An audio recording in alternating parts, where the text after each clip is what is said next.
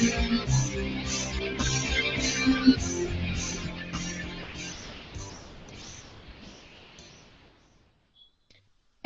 good evening and welcome back to Beyond the Trailer Park. Good to have everybody back with us again this week. And Beth and I are really excited because this week we are introducing our own nuclear weapon, Ms. Callie Wright of the Gayest Manifesto. Hello, Ms. Callie. Hi, how are you? We are good. We're good.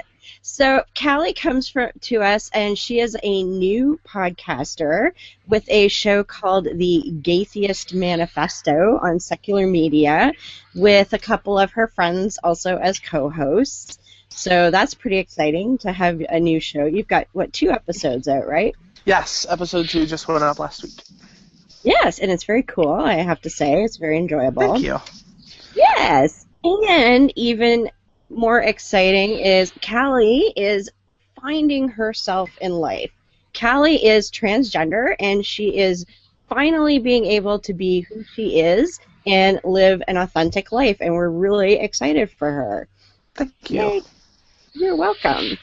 So, I want to talk a little bit about you and your journey and what all that's been like for you so far. And then later, I want to talk about just the whole issue of transgender and how folks like myself who really don't know any transgender people, how to be a good ally, how to be a good support, and how to just, be a good citizen with transgender folk. So tell us about yourself, Callie. Well, I've been out publicly for about 2 years now, presenting and living full time as myself for almost that long.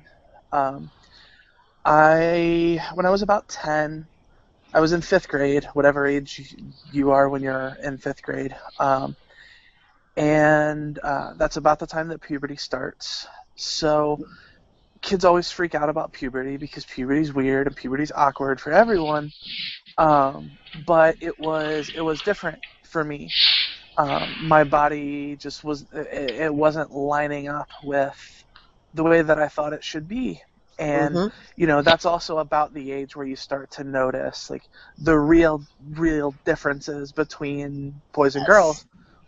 And I kind of had, I don't know if I would call it an epiphany because I don't know exactly if I knew really what the implications of this were when I said it to myself, but I actually turned my head and mouthed the words to myself. I turned my head so no one could see it, and I mouthed the words to myself. I was supposed to be a girl.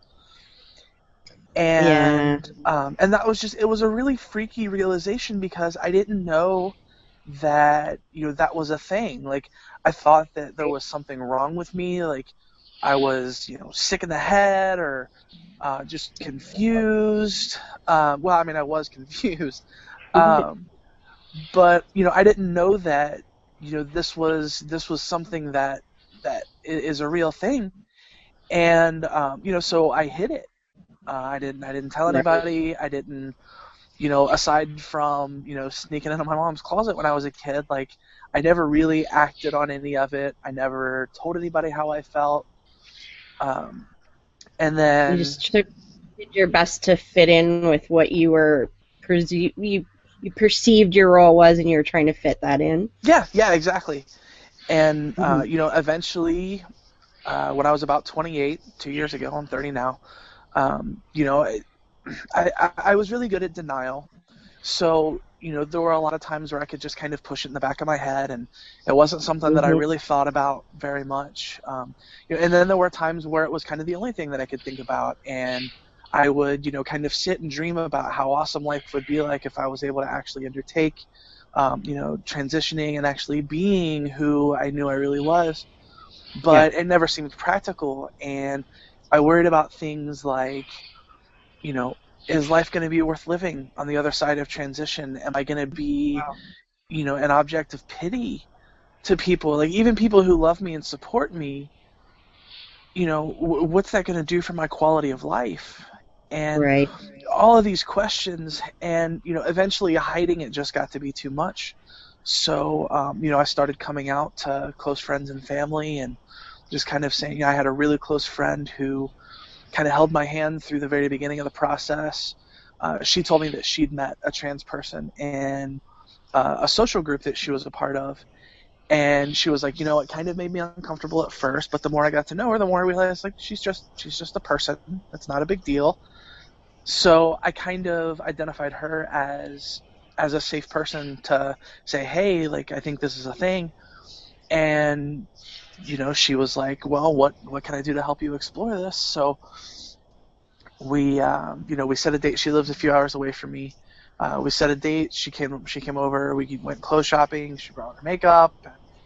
Kind of did like a makeover, and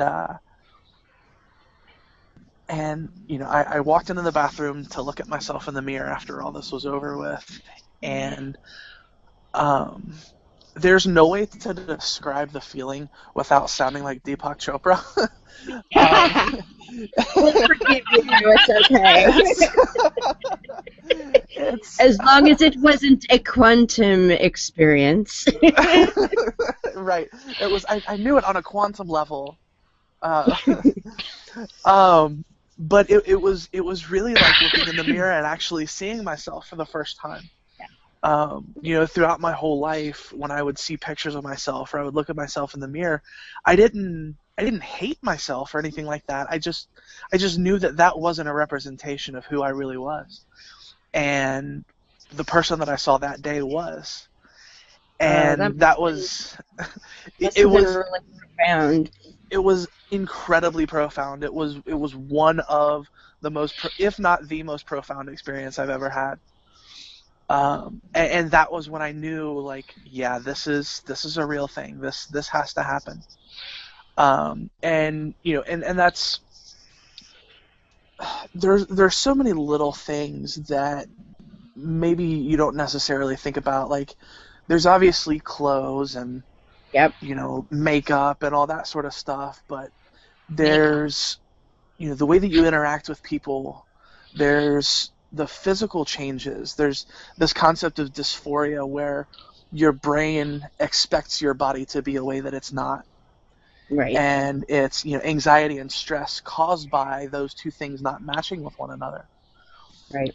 So it's all of these things that you're fighting against, and those anxieties and those struggles have gotten less and less the more and more I've been able to embrace this as who I am. Like, what kind of a struggle was it like to, sort of fit that expected role the whole time, sort of knowing that that's not who you are? Like, I can't imagine how just continuously exhausting that must be. Well, sometimes it was actually kind of easy because like I said, I was really, really good at denial. And I think at best I had myself convinced, like, well, you just like dressing in women's clothes as like a fetish kind of thing. Right. And like I kind of convinced myself to be satisfied with that explanation for a little bit. Mm-hmm. And and I was in a band and we did the tour thing. And I mean, that, like, bands and music, that was kind of my life from, like, 14 until, like, 26-ish. Right. So, I always had that stuff going on. And, it's cool to be the band guy. Everybody likes the band guy. And, so I had a lot of stuff to cover it up with, if that makes sense. No, that does. And there were times when it was really exhausting. And there'd be a group of guys and a group of girls, and I really just want to go hang out with a group of girls because I identify with them more. But all these guys, especially the guys in the band that I was in, they're all my best friends, Right. And still are. I mean, the band broke up like 4 or 5 years ago, and we're all still best friends. So just lots of really, really awkward feelings and just lots of internal monologue, like. Mm-hmm. Yeah, it's complicated. But it sounds like you managed to find ways to sort of distract yourself from the dissonance, I guess is the way to put it. with the Yeah. band. Hmm. Yeah, that must have Yeah. been fun on tour though. What kind of band did you have? It was a metal band. Like, if you ever heard bands like the Devil Wears Prada, or I'm trying to think of other big ones, like Metalhead. Killswitch Engage, like Excellent. metalcore kind of. Yeah, yeah. Now I know why you like my other show so much.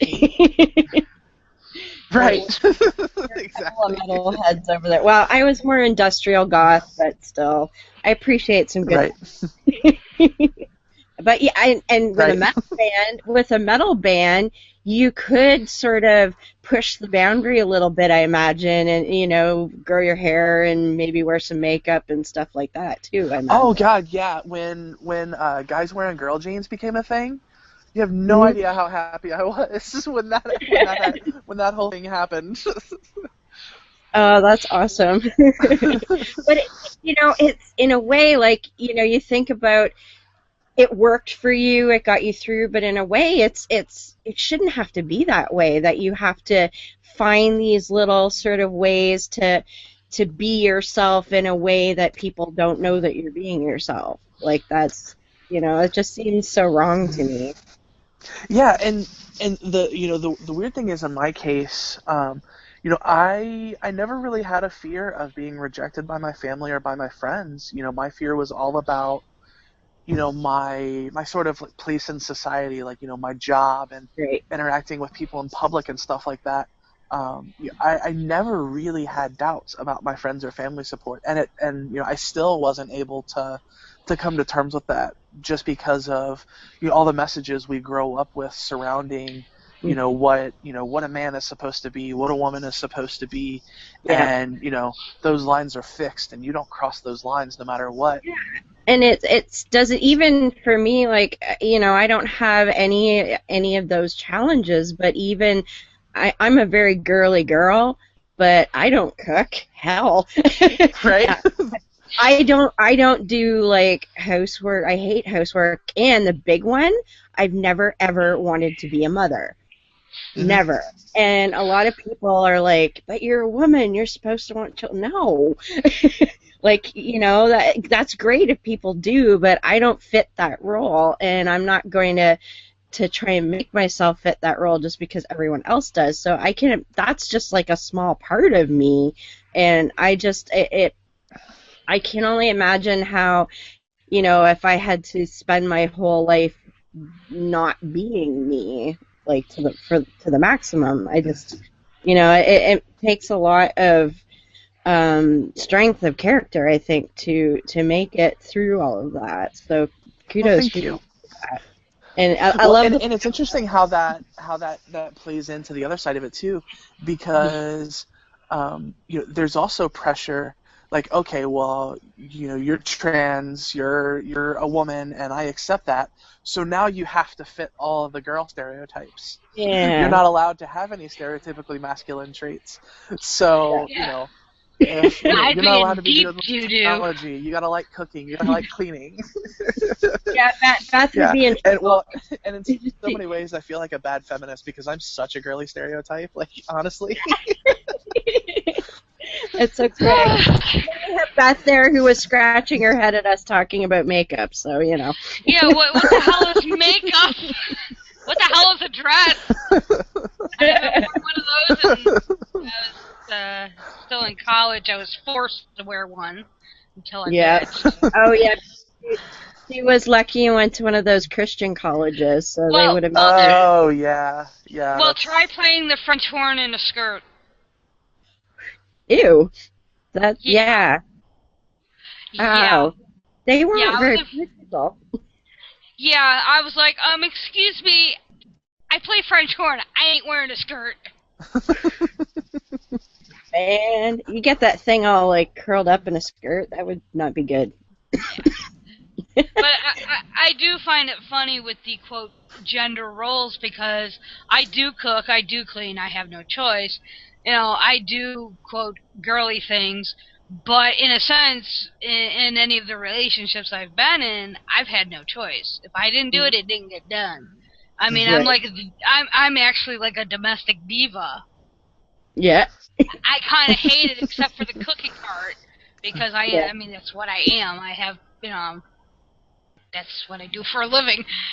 But then again, there's a more, I guess you would say, masculine side. I mean, I played hockey, I played softball, played soccer, played football. I did woodwork. I do all my own. When I don't have the apartment I live now, but I did all my own wiring, etc., etc.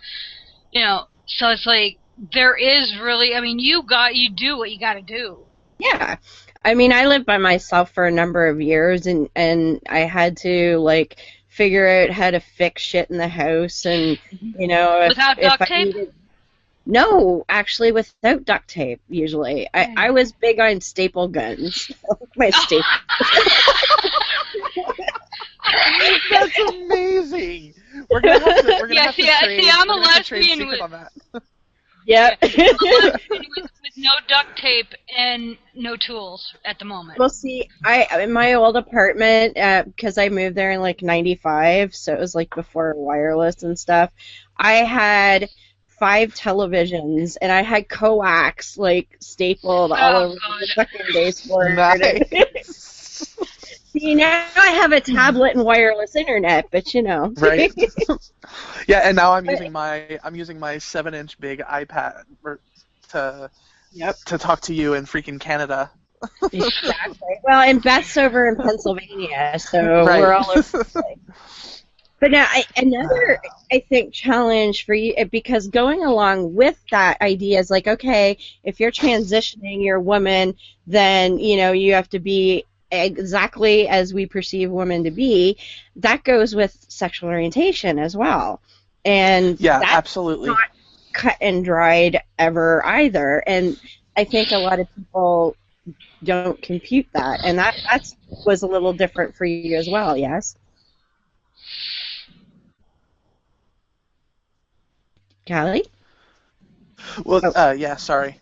My screen froze for a second. Oh, okay. But yeah, on sexual orientation, so the thing that we always say about gender identity is that it's a spectrum, right? Yeah. There's not just a male and female binary. There's all kinds of space in between, and people who identify in all spaces in between. Being trans, if you're born with a penis, doesn't mean that you identify as a woman necessarily. There's genderqueer, agender, bigender, third gender. There's all kinds of space in that spectrum, and sexual orientation is the same way. You're not just gay, straight, or bi. I mean, some people are. I'm bi, but some people are pansexual. Some people explore, and they go their entire lives thinking like, well, I'm hetero, no big deal, and because they never even consider the possibility, because of the cultural programming we get.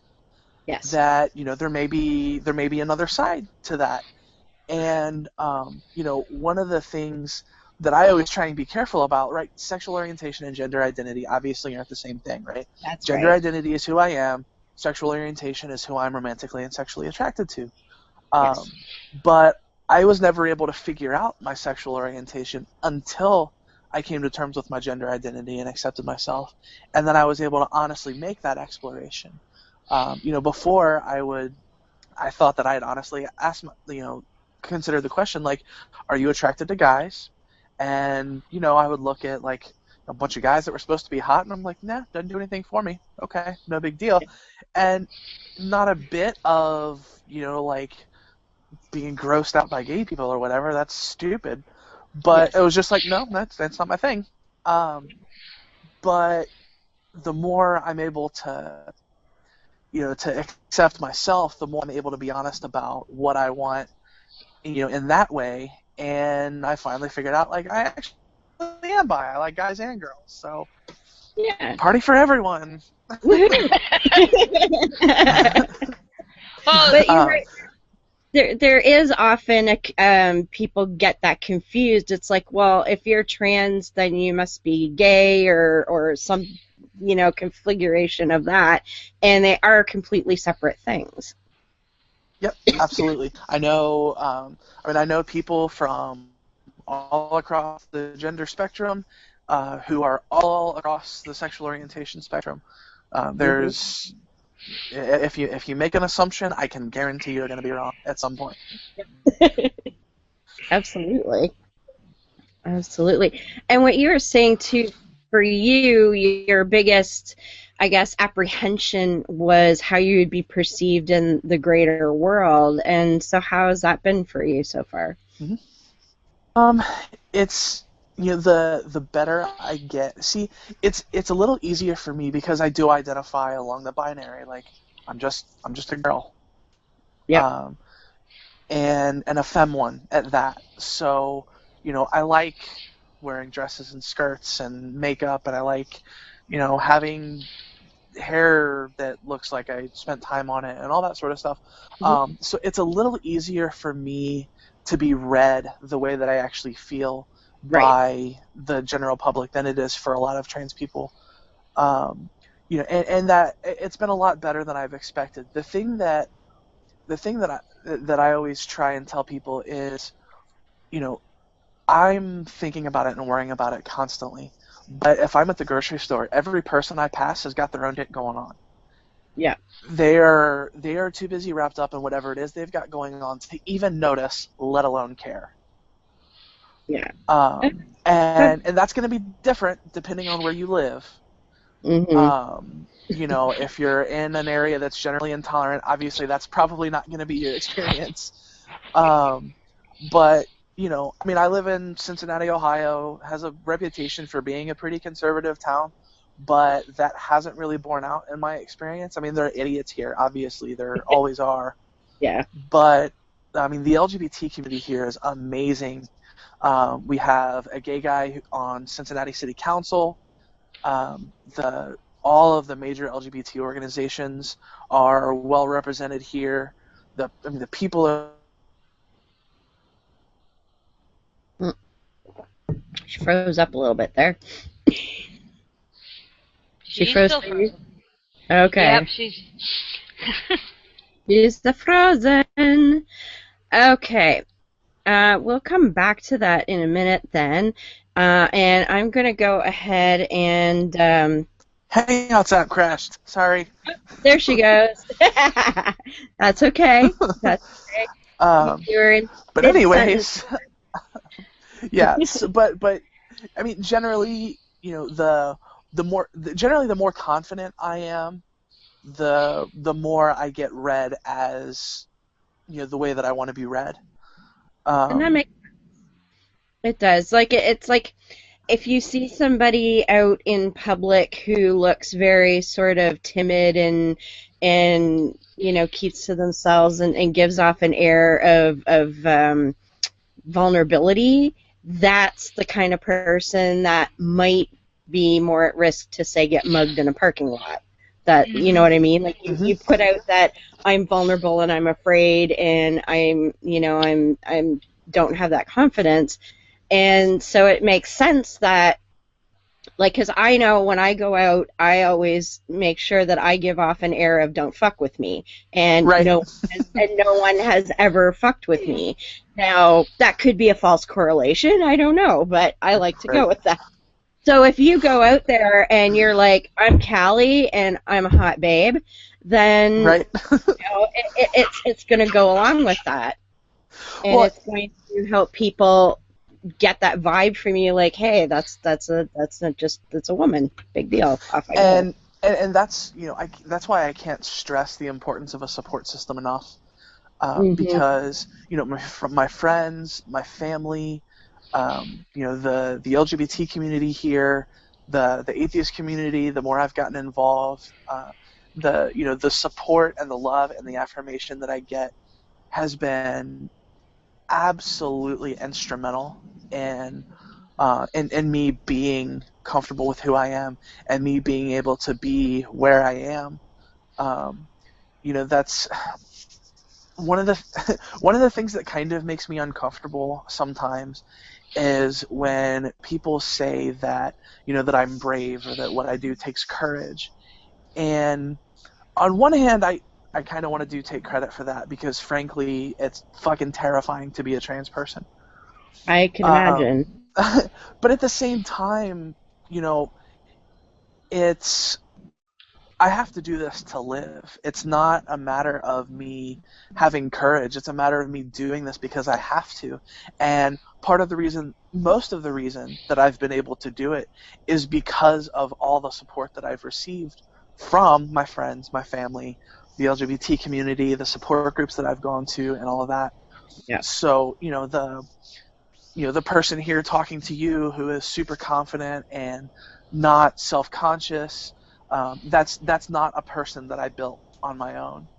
Mm-hmm. And so that's why I can't stress the importance of, being a vocal supporter and being an ally and letting people know, like, hey, being trans is lonely. Like, Oh yeah. we're like 1, 2, 3% of the population, maybe. There just aren't many of us out there.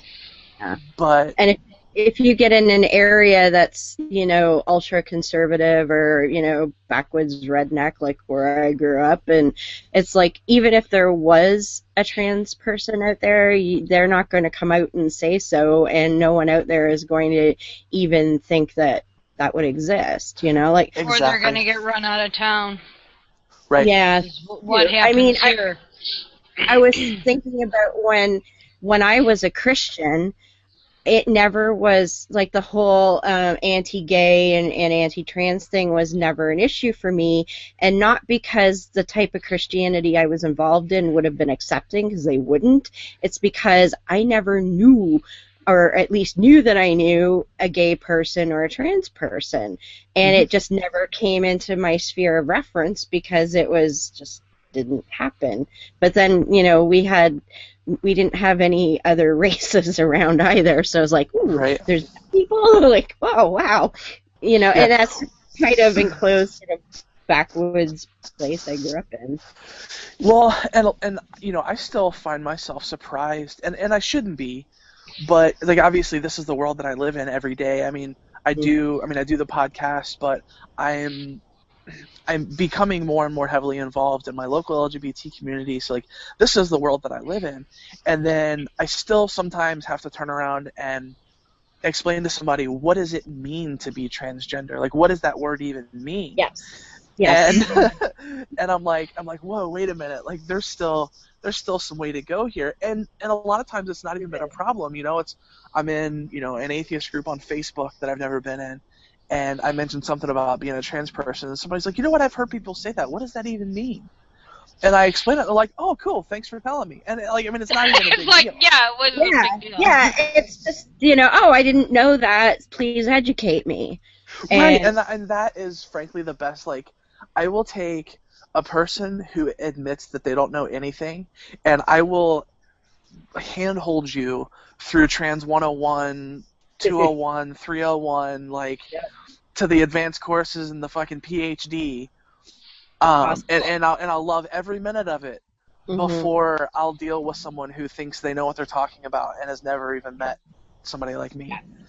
And it's like, because as I say, I knew someone that I worked with who came out to transition at work, but that only happened about a month and a half before we all got laid off. So I had a little bit of interaction with her, but I didn't really get a chance to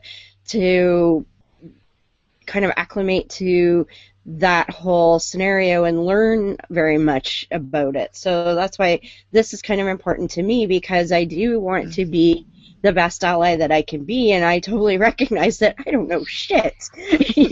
Like there's so many nuances, and like you and I were talking, just before about terminology and just how important very minute details can be to you, and I wouldn't even realize that I had misspoken because I just don't know any different, and there's a lot of people out there, I think, that are like that really want to be an ally, but they just feel kind of, well, I don't know a damn thing, and I don't want to hurt somebody's feelings, or I don't want to stick my foot in it, and things like that. So it's so important, I think, for us to talk like this and have these dialogues and be like, hey, you're trans and that's cool. Teach me. I want to know. Right. Well, yeah, and that's, there's a lot of times there's a perception of, trans people or even, broader gay people, of being like, PC liberal, like language police or whatever. Yeah.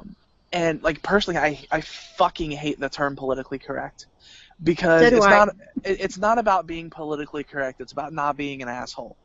That too. And it's not about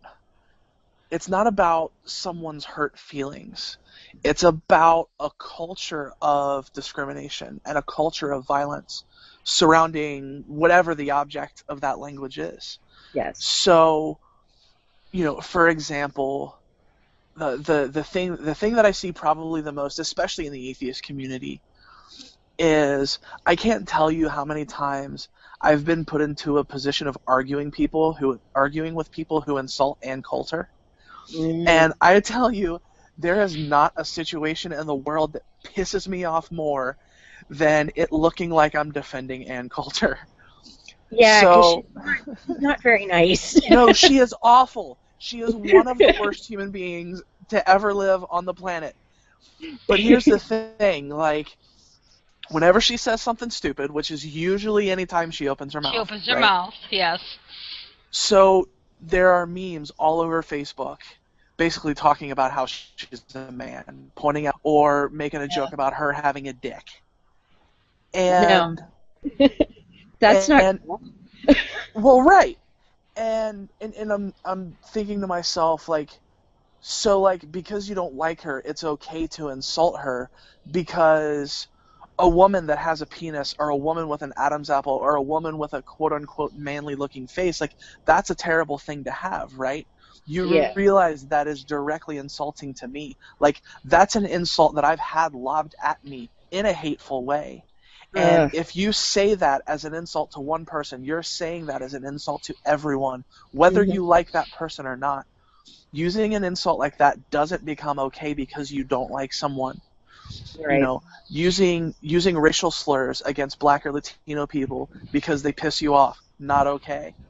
Yeah. Calling somebody, using a homophobic slur, doesn't become okay because you don't like someone. Those things aren't okay because they're not fucking okay in any situation, under any circumstance, period. That's right. And, I mean, like, I would insult Ann Coulter, but I would be more tempted to call her a stupid, bigoted bitch than to... There it is! Yeah. It is not hard to insult her without insulting other people unintentionally. Like, that is not a difficult thing to do.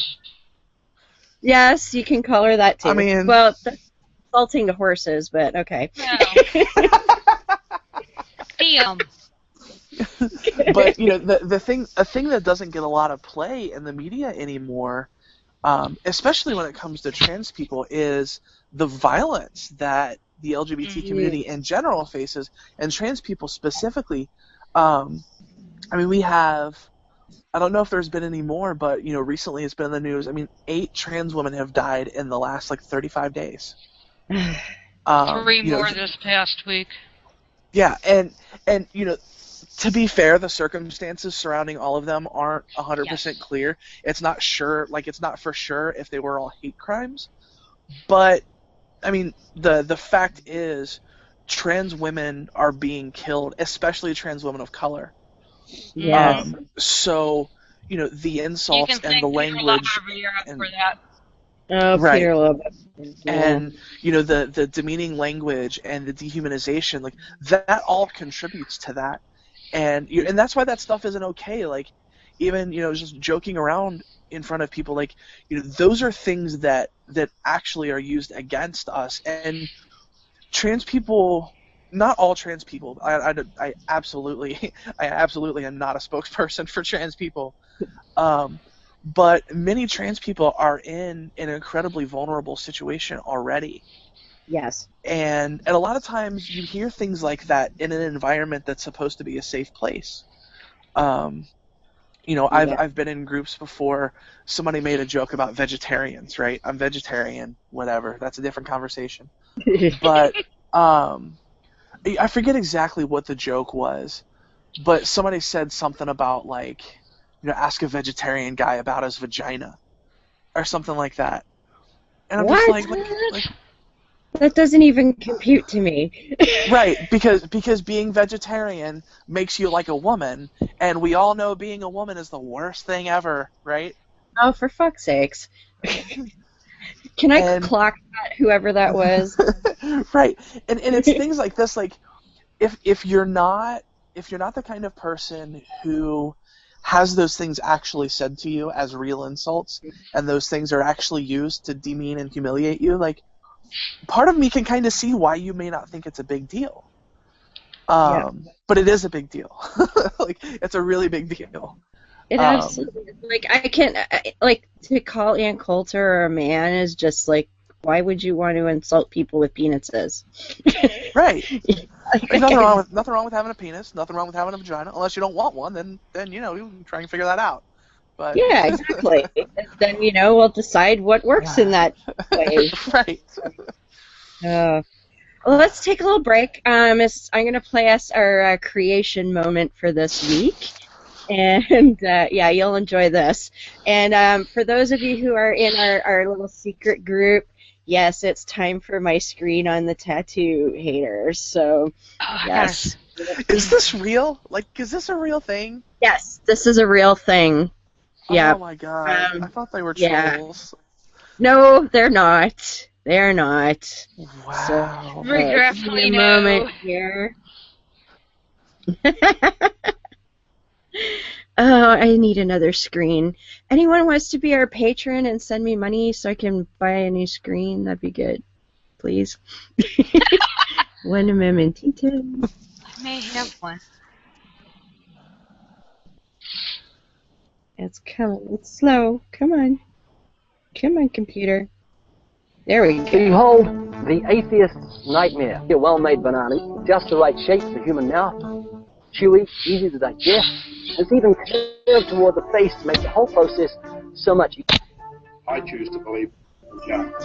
When we do that, when we understand that creation is the truth, then we understand where all of our doctrine comes from as well. I just want to let you know that there actually is a book out there that actually tells us where matter came from. Bill, I do want to say that there is a book out there. Next time you hear on television somebody say millions of years ago, what's the question we're going to ask them? Were you there? Were you there? Call them up on the telephone and say, excuse me, Mr. TV man, were you there? Only way we could know what happened in the past if someone was there to tell us. That's right, dinosaurs lived beside people. And of course you'll have an evolutionist who'll say, that's not right, dinosaurs lived millions of years ago. What do you ask them? Were you there? Hello and welcome to this week's Creation Moment, a little slice of creation silliness I get in my email every day, and I'd like to share it with you so that we can all get a taste of just how crazy creation shit is. On this week's Creation Moment, we're going to talk about tattoos.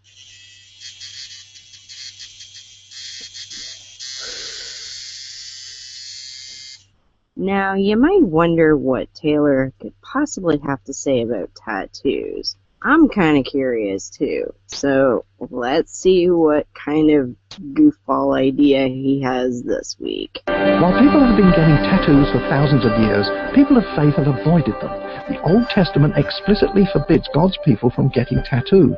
It might be argued that believers in God have refused to get tattooed because they view the body as the Holy Spirit's temple. But new research is beginning to suggest that there is more to the issue than that. First of all, God's people in the Old Testament were Jewish, so Taylor's not off to a good start here. Secondly, this is not new research. The study he's going to talk about is from 1999, 16 years ago. Ugh. All right, well, let's see what he has to say. Dr. William Cardasis, a Michigan criminal psychiatrist, sees a possible link between criminal behavior and tattoos. In his study of 55 patients at a maximum security hospital, he has found statistical links between sociopathic behavior and the tendency to wear tattoos. Wow. So, as you may have figured, I looked this shit up. The study is pretty ridiculous. Dr. Cardasis did not use 55 patients, which is already a poor sample size. He used only 36 patients. Patients an institution for the criminally insane who were either declared unfit to stand trial or not guilty by reason of insanity. So he's already using people who have been diagnosed with mental illness.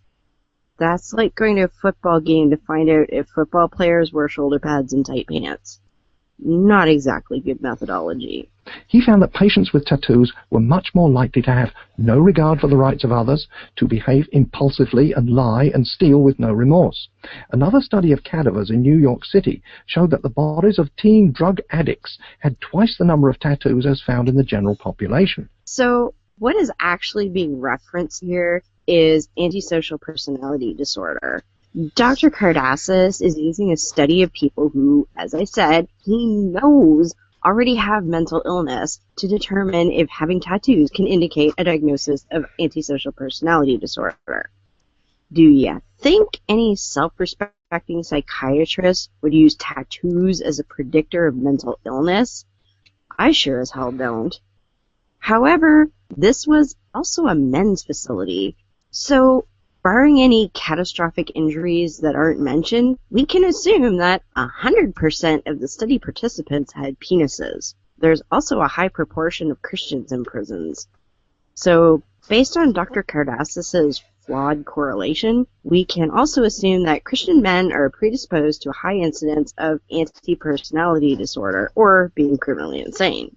Bravo, Dr. Kardassis! As for the drug addict corpses, correlation is not an indicator of cause. If that were true, I have a great bit of, quote, evidence that proves climate change is caused by a lack of pirates. Arrgh! But do continue. One tattoo artist told the press that he refuses to tattoo the face, the neck, or the hands. He points out that some people considered tattoos in these places to be serial killer territory. Dr. Kardassis adds simply that having a tattoo doesn't mean one is a criminal. It just depends on what the tattoo means to the person wearing it. Getting a tattoo is a permanent commitment to the symbol represented by the tattoo. Believers should have a permanent commitment only to Jesus Christ.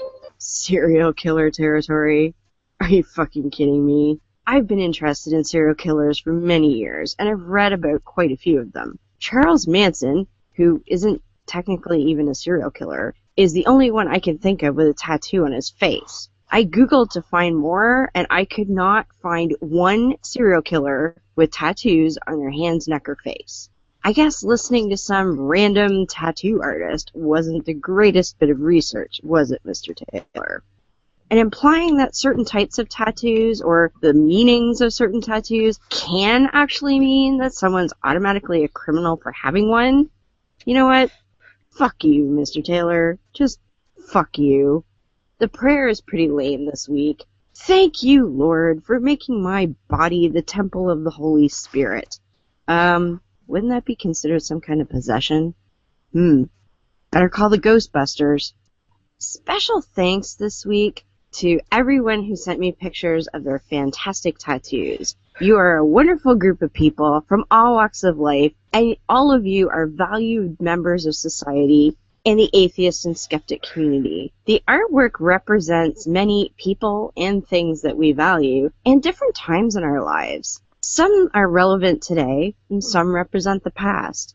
Some even represent deep and abiding love, like Shujin Tribble's red kanji, a testament to the love he holds for his wife, whom he lost nearly a decade ago to one of the real evils in this world, cancer.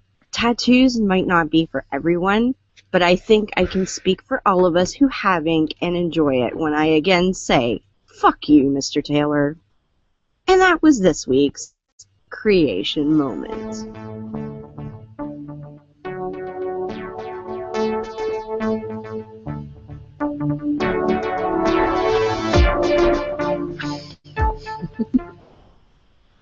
So, yeah, that's a real thing. Man, fuck that guy. Yeah. Yeah, exactly. You could see, I got that in my email the other day, and I was like, you fucker! How dare you! So, yeah. I enjoyed busting that stupid study. Like, Come on, you're going to go to a psychiatric, high security facility to find out, who has more mental illness? Like, really? Well, like, in his study of 55, you're done. You're done. You don't go any further than that. And when I looked it up, it was only 36. I don't know where they got the 55. Well, there you go. Yeah. We lost Beth. Now, she wasn't feeling the best, so she may not be back, but we will soldier on, as it were. So, yeah, that's I get one of those in my email about every day, so it makes great show fodder. Actually, speaking of tattoos, yes. I have a trans-related tattoo. I don't know if you're going to be able to see it very well on my camera. Let's see. Oh, yes! I can see some of that for Hope to... Yeah. I made a throne for Hope to sit, is what it says. Oh, wonderful. I see that when I watched your video of your speech, you mentioned it, I think. Yes. So, I'm really into a band called La Dispute, and they have a song called "The Last Lost Continent," and it's basically just about finding strength and shared struggles, and taking apart all of the things that you struggle with, and one of the most impactful lines in the song is "I made a throne for Hope to sit." So, I thought that kind of defines. Definitely where I was when I got it, and I think still kind of where I am now, although it's more. I'm in a pretty good place in life right now. I obviously have struggles of my own, like everybody does, but yep. Now it kind of references more what I'm trying to be for other people. Either with the podcast or the volunteer stuff that I do, just kind of trying to make the world suck shit less. For other people who are, for people who, people who aren't lucky enough to have the support system that I have, people who have legitimate fears about, losing everything. I mean, I know people who have lost all their family, all their friends, their job, their house, their... I don't understand that mindset of, because you don't fit into my predetermined cubbyhole that I think you should fit in, I'm going to reject you. Maybe I'm just a different mindset. I don't know, but that kind of shit just never computed to me.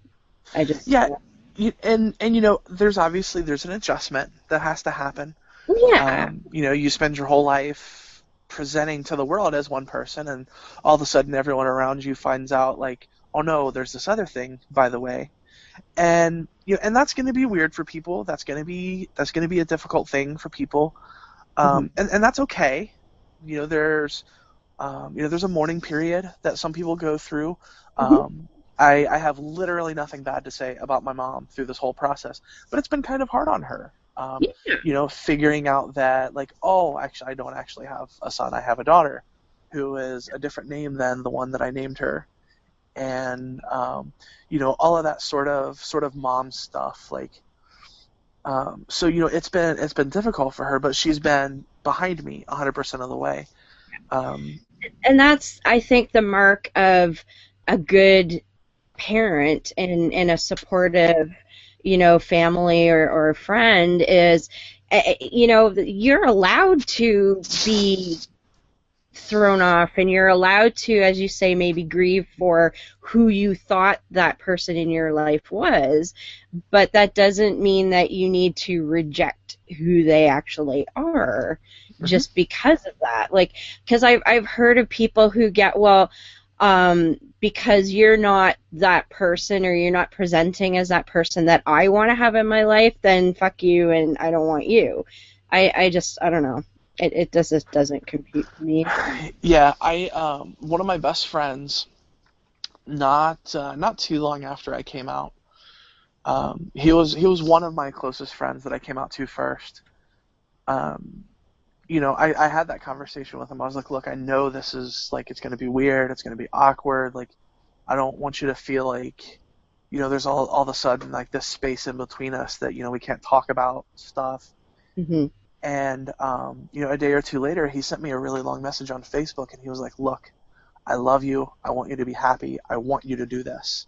But, I'm struggling, and, here's what I'm feeling. Here's what's going through my mind. Here's what I'm worried about. And it hurt. I mean, it hurt really bad to read that stuff, because I knew that, that this was an action that I was taking and coming out and transitioning that was causing him to hurt. Yes. But I was glad that he felt like he could say that to me. And basically the close of his message was like, this is going to be hard, but the solution is never to run away. The solution is to figure it out and deal with it, because at the end of the day, it's about you and about you being happy. You're one of my best friends. I love you. I want you to be happy. So this has to happen. Make it happen. Yes.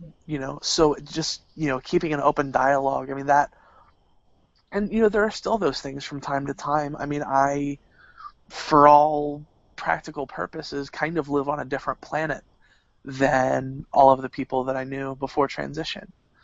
Because I have this whole life experience of, getting on hormones and going through puberty a second time at 30. So much fucking fun, by the way.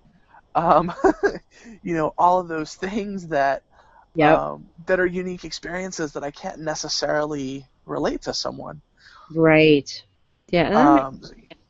But I think it's important that, your friend, he gave you that message of support, and communicating that you have issues and feelings and things that you're trying to work through. I mean, to me, that's an open and honest thing. Like, you're not going to just be like, oh, okay, and carry on like nothing ever happened. That's unrealistic, right? And I think for you, like you said, it bothered you that your actions, no matter what they were, the intent was hurting your friend. That was never what you set out to do. You set out to be your authentic self.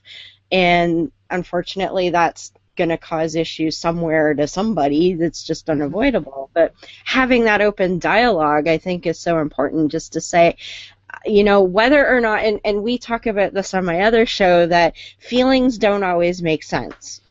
You have feelings, and the feelings are valid, whether they make intellectual sense or not. And absolutely, dealing with the feelings, whether they make sense or not, is what needs to happen. And so that's what your friend is saying. He's like, well, I love you and I want you to be happy, but I have all these weird feelings and I need to figure that out. And that's the honest and open way to deal with it.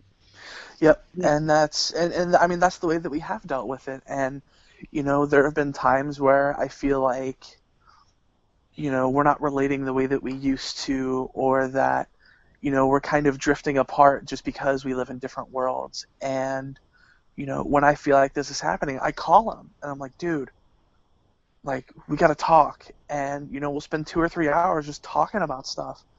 One of the biggest things that I was never worried about my friends being like, well, this isn't something I can handle. But I just worried about us kind of drifting apart, because all of a sudden we're different people now. Yes.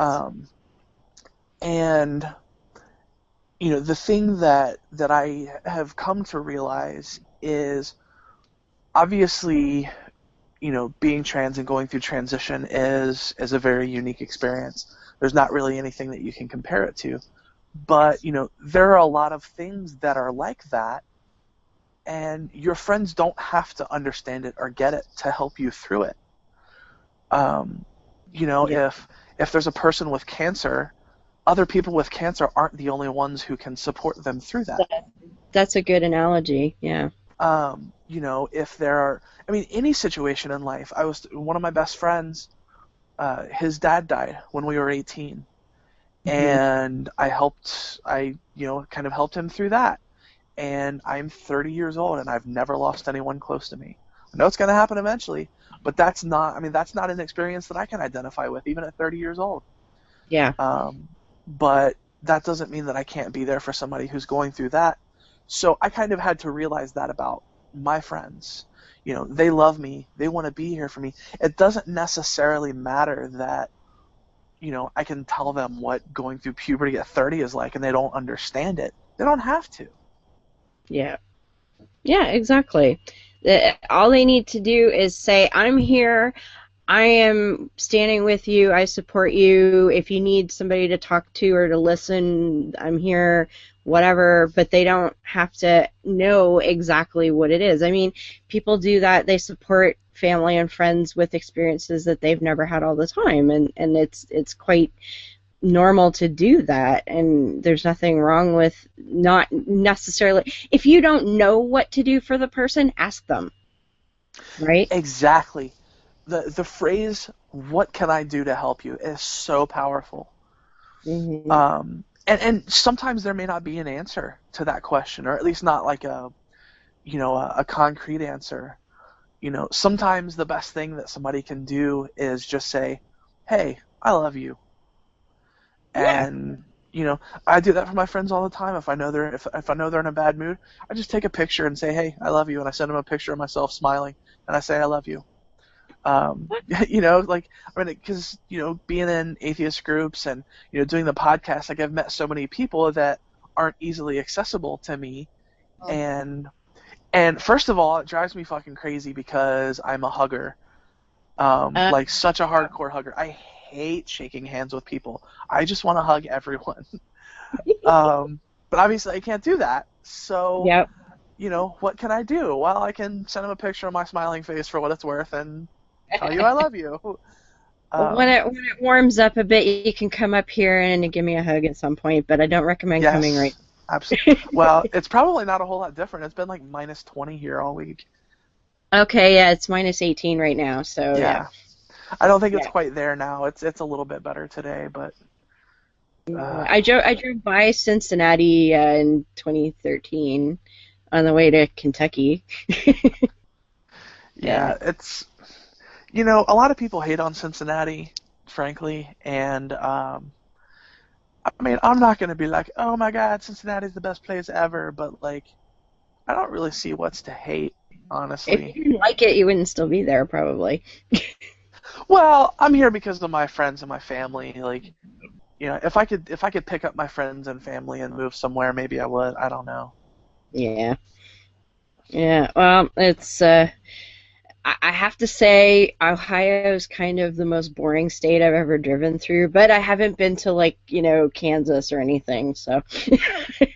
Well, I've driven out that way. You know, when we were doing our tour, like, we made it as far out as Texas, and there's a whole lot of nothing out there in the middle of the U.S. I mean, I get what you're saying. Ohio is pretty boring. Like, I mean, there's Cleveland, Columbus, and Cincinnati, and not much in between. That's probably going to offend a lot of people, but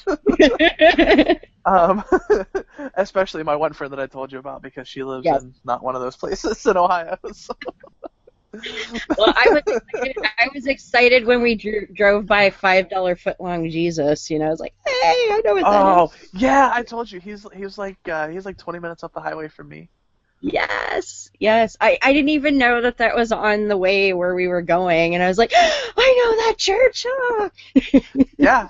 Where I used to work, I used to drive up to Dayton sometimes, and there's two flea markets next to that church, which is just perfect.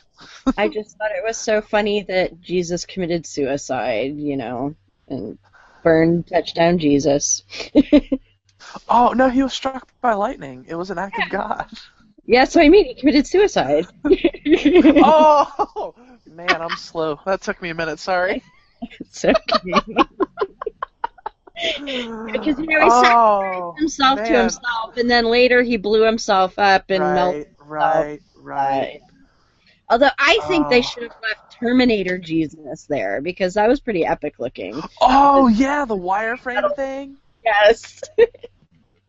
Oh, yes. Man. And I was working in Mexico when that happened, and I found it. I think somebody posted it on Facebook or something. I was like, oh my God, you gotta look at this! Like, Jesus committed suicide. And the people I was living with, they're mostly Americans from California, and they're like, yeah. So I'm like, no, you don't understand that. Yeah, totally over their heads, but you know. There's a song on YouTube. If you haven't seen it, look it up. It's called Big Butter Jesus. Oh, I will have to look it up because my friend Dave, I made some mention about Touchdown Jesus. Like, no, that's Big Butter Jesus. So, yeah, he did kind of look like butter. I gotta say. Yeah, well, and that's the joke. One of the lines in the song is "Can't believe it's not Jesus." Awesome. I don't know if you saw in the creation moment, one of the tattoos on there was a really good zombie Jesus, and then Yes. as I went around, there was Zombie Mary next to him. Yeah. I like that one a lot. Zombie Jesus, baby. He's like beating people with the part of his cross, but awesome. And so I'm going to take another little break, and Beth prepared another preview of her blog, Havoc and Chaos.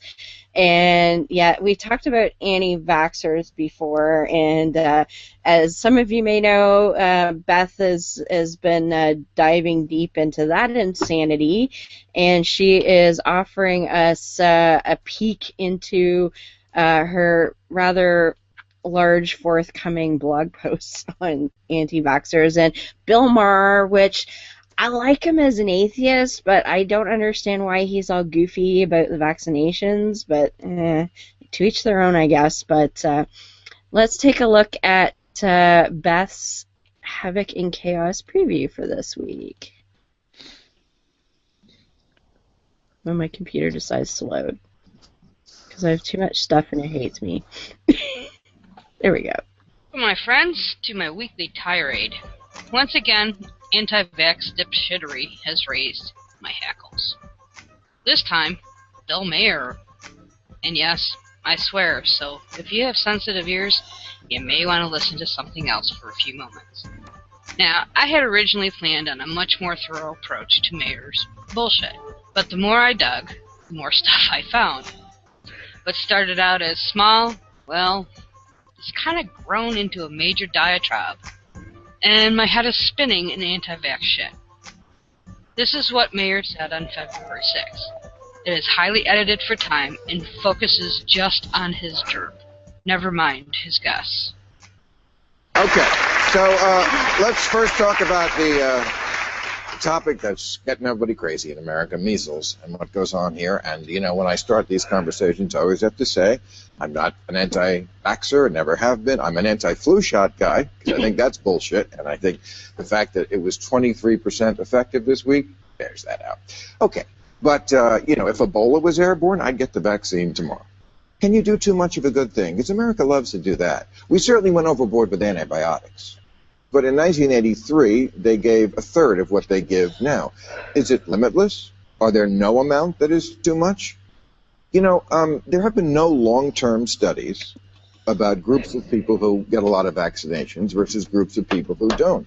I'm not so sure that people who get a lot of them have as robust an immune system. And there's an awful lot of maladies that we didn't used to have or have now in much greater numbers. Allergies and a lot more colds and ear infections and asthma and autoimmune disorders and chronic fatigue, all this shit. I'm not saying the vaccines cause them. I'm saying I think there's a lot of environmental factors that causes this shit. And if your immune system is not up to par, and you know, when you don't use your immune system, we're not really looking at the bigger picture of this when your body doesn't get a workout. I mean, that is what happens in the human body sometimes. You know, when you ate it like that, it doesn't think it has to do the job so well. Because of length, as I mentioned, I'm going to focus in on just one statement he makes. Can you do too much of a good thing? Is it limitless? Are there no amount that is too much? In other words, Maher is asking if the vaccine schedule is too much, too fast, or too much, too soon. Now here's my problem. You see, one of Maher's claims is that he is not an anti-vaxxer. He's only anti-flu, yada yada yada. Well, sorry to say, If the shoe fits, Mr. Mayor, then stop repeating long-discredited anti-vaccine talking points as though they were scientifically valid. That's what anti-vaccinationists do. And if you continue to do such things, you shouldn't be surprised when people conclude that you are anti-vaccine. It's a reasonable conclusion based on your own words and failure to be educated over the course of many years. Let me explain. Initially, or I really should say, an early complaint among the anti-vax crowd blamed autism rates on the vaccine preservative, the thimerosal. When it was removed from vaccines in about 2001, and autism rates continued to rise, affected parents shifted the goalposts and decided that it was the vaccine schedule that was the problem. Now, this too many too soon hypothesis has actually been around and gained a lot of ground in 2008 with the Green Hour Vaccines rally, which included Robert F. Kennedy Jr., Jim Carrey, and our fave, Jenny McCarthy. What we are saying is that the number of vaccines given and the ingredients, like the frickin' mercury, the ether, the aluminum, the antifreeze, need to be removed immediately. This may sound familiar. The number of vaccines given, and she focuses in also on the ingredients, like the frickin' mercury, the ether, the aluminum, yada yada. 2008, 2015. Okay. Yeah. So this greener vaccine is in essence a two-pointed attack. There's the toxin gambit, which deals with the specific ingredients of the vaccines, which would be like thimerosal, or the actual antigens, which would be the bacterial or viral proteins designed to evoke the protective immune response. But there's also a flip side to this, which deals with the number of shots and or the timing, at what age and at what speed that the shots are received. And Bob McCarthy attacks the ingredients, where Mayer attacks the timing. So, what it boils down to is this toxin gambit. It's a tried and tested trope of the anti-vax movement. It's been used by people like Mike Adams, Dr. Jay Gordon, Kent Heckenlively, and of course McCarthy. Another name that pops up is Dr. Bob Sears. And it's just basically, it consists of listing all sorts of scary sounding ingredients that are found in vaccines and then trying to argue that the vaccines are horrific cesspits of toxins because they contain trace amounts of formaldehyde, for example. It's a truly stupid, brain-dead gambit, but no matter how many times and for how long of a time it is slapped down, there will always be some ignorant anti-vaccinationists who will bring it back from the dead. So, Mr. Mayor, if the shoe fits, the shoe fits. Now, as I said, I bit off more than I could chew with this one. And Mayor really, really gish-gallops his way through his screed with no counterbalance whatsoever. Some articles I read say, well, the conservative guy. He tried. Whether I do an additional voice commentary or I do one in print, I haven't really decided. But that's basically what's happening in my world. Now, back to the show. Yeah. We just love Jenny McCarthy. Oh, God. That shit is painful. It is. It really is. It's like, how about, like, really educating yourself about what's in there? Like, some of those things that they like to bitch about are in things that we interact with and eat and whatever all the time. And as somebody said, it's the amount that makes it toxic, not necessarily the substance in of itself. Because, you know, you can die of water poisoning. Well, yeah, I mean, it's, you know, the correlation causation thing, like, oh, you breathe air? You know who else breathed air? Hitler. Yeah. you Shut up. Just stop. You're done. breathing, not. Yeah, that's like they should have like a supreme Godwin for that, you know. That's like Godwin. That's like extra Godwin. Man, yeah. So that's what Beth spends her free time dealing with is refuting that kind of ridiculousness. FSM, bless her. I wouldn't have the energy. Yeah, me neither. Although when she saw my thing about tattoos, she was like, "Yeah, better you than me." 'Cause, yeah, that whole ass hattery. But anyway, so. Before we get into the whole how to be a good ally thing, as I say, I listened to a speech that you did that you have up on YouTube that I thought was really awesome. And part of that was this amazing poem that you wrote that kind of highlights the experience you had when people aren't exactly on their best behavior in public. Right. And I'm hoping you would share that with us because it's really awesome. I would love to. Okay, so I call this a letter to the girl from Thornton's, and Thornton's is like a convenience store, gas station chain for, I don't know how, like, I know they're like regional, I don't know if they're national or international, so. I've never heard of them, but that's okay. Yeah, so just so that makes sense, when you hear Thornton's, that's what that means. Gotcha. Okay. Dear girl from the Thorntons on Route 4 in Fairfield, Ohio, who was buying slushies with her dad and her sister around 3:30 p.m. on August 24th, 2014. I saw you looking. It was a Sunday, by the way. I saw you looking. I saw you gently and nonchalantly nudge your sister. I saw you nod your head to the side in my direction, thinking you were being stealthy. I heard you whispering, though I couldn't tell what you were saying. But I knew what you were saying. Look at that dude who thinks he's a girl. You saw me, a girl with a quote-unquote man-shaped body. You saw a girl whose body was shaped by a lifetime of testosterone poisoning.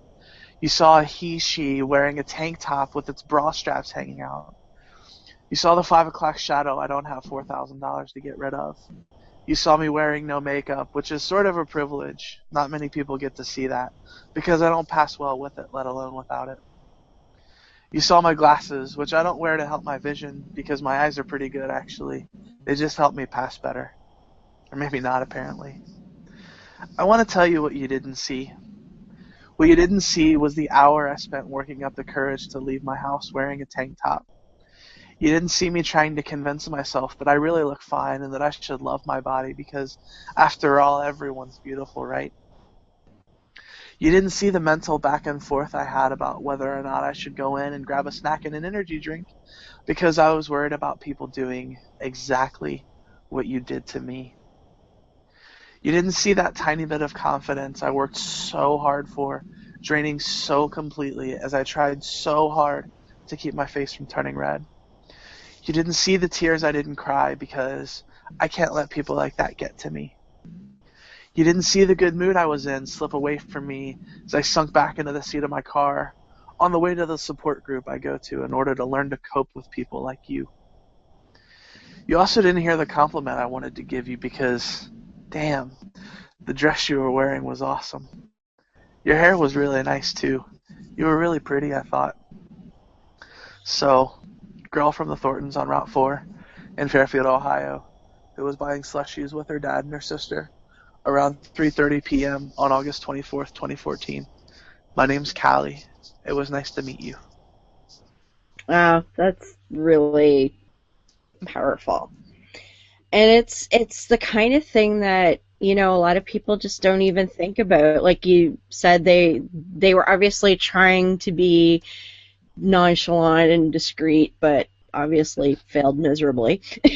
Right. And you know, and so I guess as a person on the outside, I guess you could say, you know, everybody has that urge. It's like, wow, I've never seen that before. And it's hard not to look at anybody who's different. And I mean, I was a goth and I used to like parade around wearing weird shit all the time. And Right.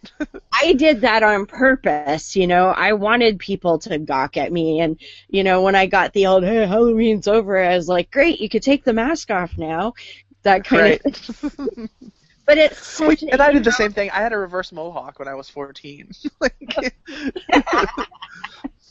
but you know, it's when you and sometimes we do that where we'll look at somebody who is different or unusual and we won't even notice until it's like, oh shit, I'm staring, you know. And so I guess my question is like, how does somebody like me deal with that when we realize we're doing something stupid like that? that's a great question. Smile and say hi. Okay. You know, because the one thing that I thought about, you know, after, because, you know, first of all, that is a literal retelling of something that happened to me. I really was on the way to a support group, ironically, when it happened. And you had good stuff to talk about when you got there, right? Exactly. You know, and that was definitely when I was in not the best place in life. Mm-hmm. You know, I had a lot of struggles surrounding work, lots of self-confidence issues, lots of self-esteem issues. And, you know, I was thinking to myself, like, you know what? What if she wasn't laughing at me because I was trans? What if she was gawking at me because I'm fat? Oh dear. Like, I mean, not that that's really any better. Yeah. I just thought to myself, like, what if my state of mind is just negatively coloring and I'm interpreting this whole thing wrong? And you're just being really sensitive about the wrong thing or something. Right. But I mean, you get to know the look. I imagine. Because I've been fat my whole life. I know that look. But yeah, I mean, that's really the thing, like, because, you know, even looking isn't even really necessarily a thing, because, I mean, I do that. When I'm in a room, I just kind of look around and see who's there. Yeah. You know, what got to me was, like, you know, the whispering and the kind of snickering and the, like, nudge, nudge, wink, wink kind of shit. Like, that's kind of what got me. Like, if it had just been the look, it probably would not even have registered. You know, like, I would have just gone on about my day and not even a big deal. Yeah, that makes sense. 'Cause I mean, like, I like to watch people myself, and sure, yeah. And see, I am like a seriously nonconformist. Like, I hate conformity with a passion. So whenever I do see someone who's like really out there and really different, I tend to stare, but more so out of a, hey, wow, that's cool. Right, yeah. And like, wow, what's that person about, right? And it's, right. But then I'm conscious of it, like, oh, I don't want them to think I'm being a dick, because I'm like, the fact that they're being different. Like, I was out at a concert last weekend in Toronto, and I'm like an hour from Toronto, and I used to club there all the time, but I hadn't been clubbing there forever. And, you know, this guy walked in with this, like, he looked like he was, put it this way, he wasn't obviously African American or anything like that, but he had this giant afro, and I was just like, wow, that's really cool, you know. And I'm like, oh, I can't stare, you know. It's like, but then it turns out he was in one of the bands that were playing, so I could stare at him when he was on stage, so it was fine. Nice. But, you know.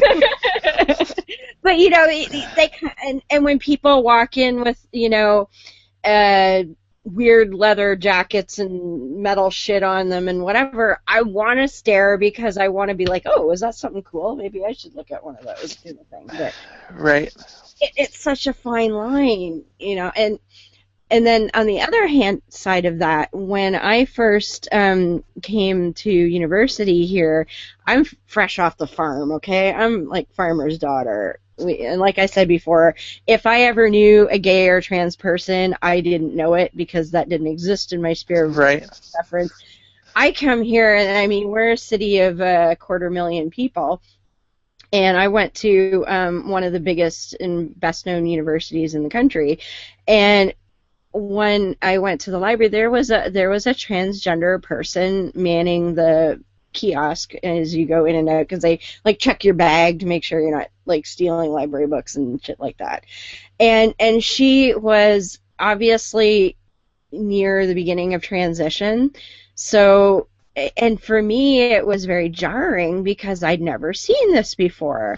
And I think now, I must have looked like such a bitch because I probably stared at the poor woman every time I went through, because my poor little hick brain was just like, what am I looking at? You know? And it was nothing that I had a problem with. It was just that I just didn't know what to do with it because I'd never seen it before. You know, it's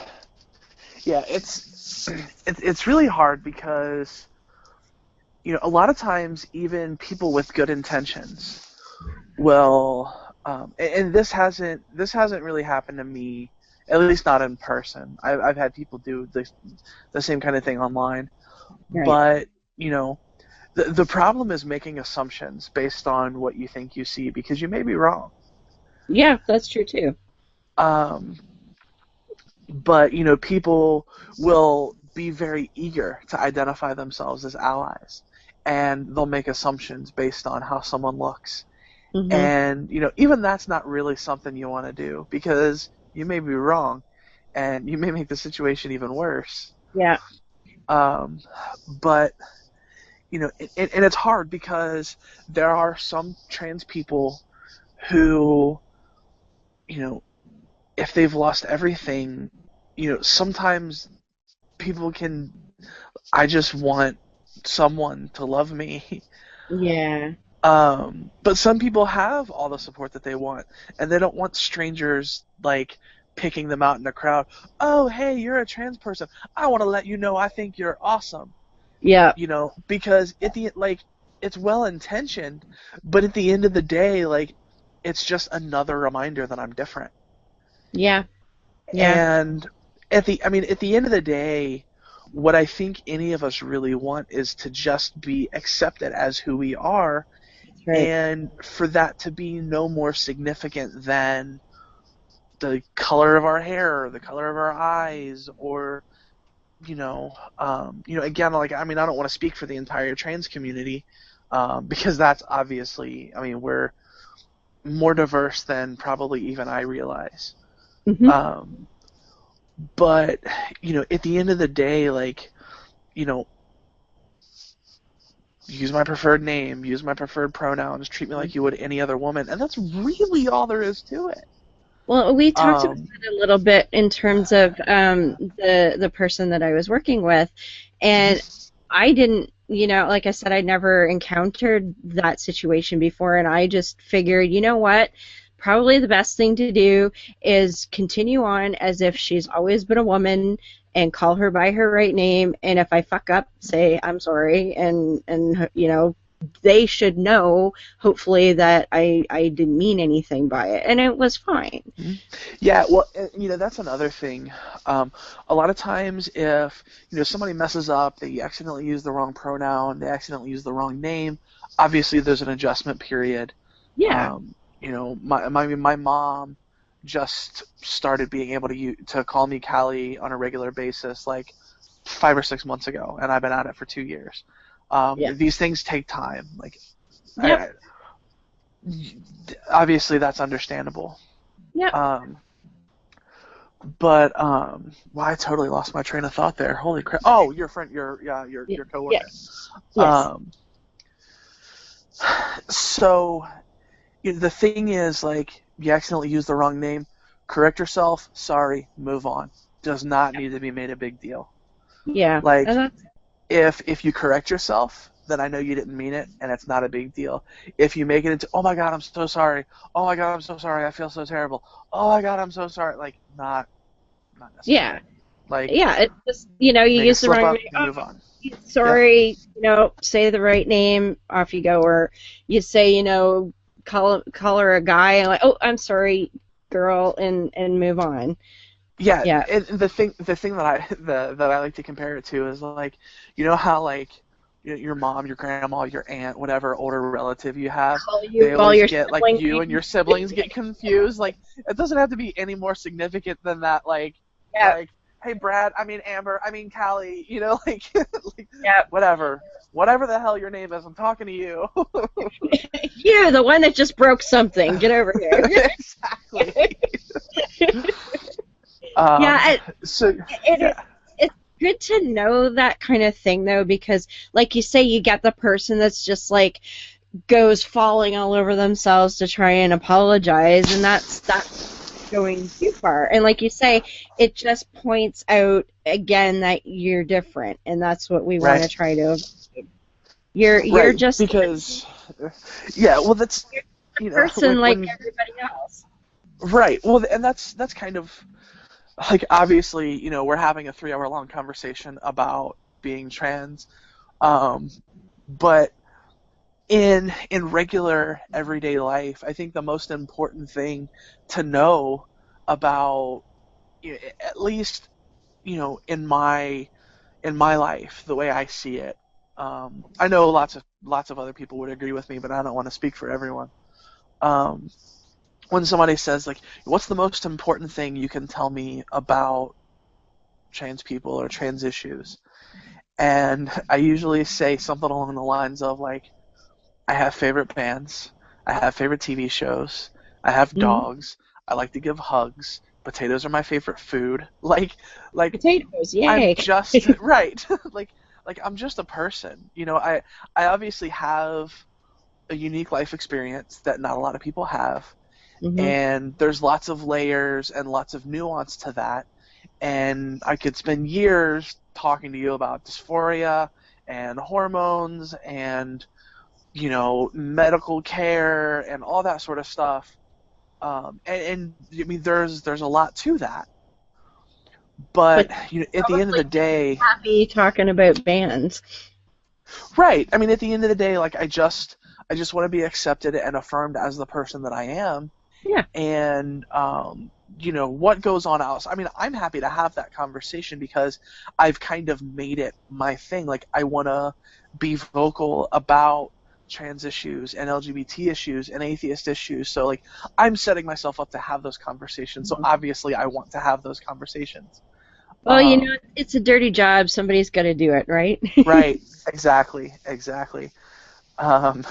And you are a very confident and, I would say, charismatic person, and it's. Oh, thank you. I think that's the first time. I think that's the first time I've ever been called charismatic, and I'm gonna own that. Go for it, 'cause you are.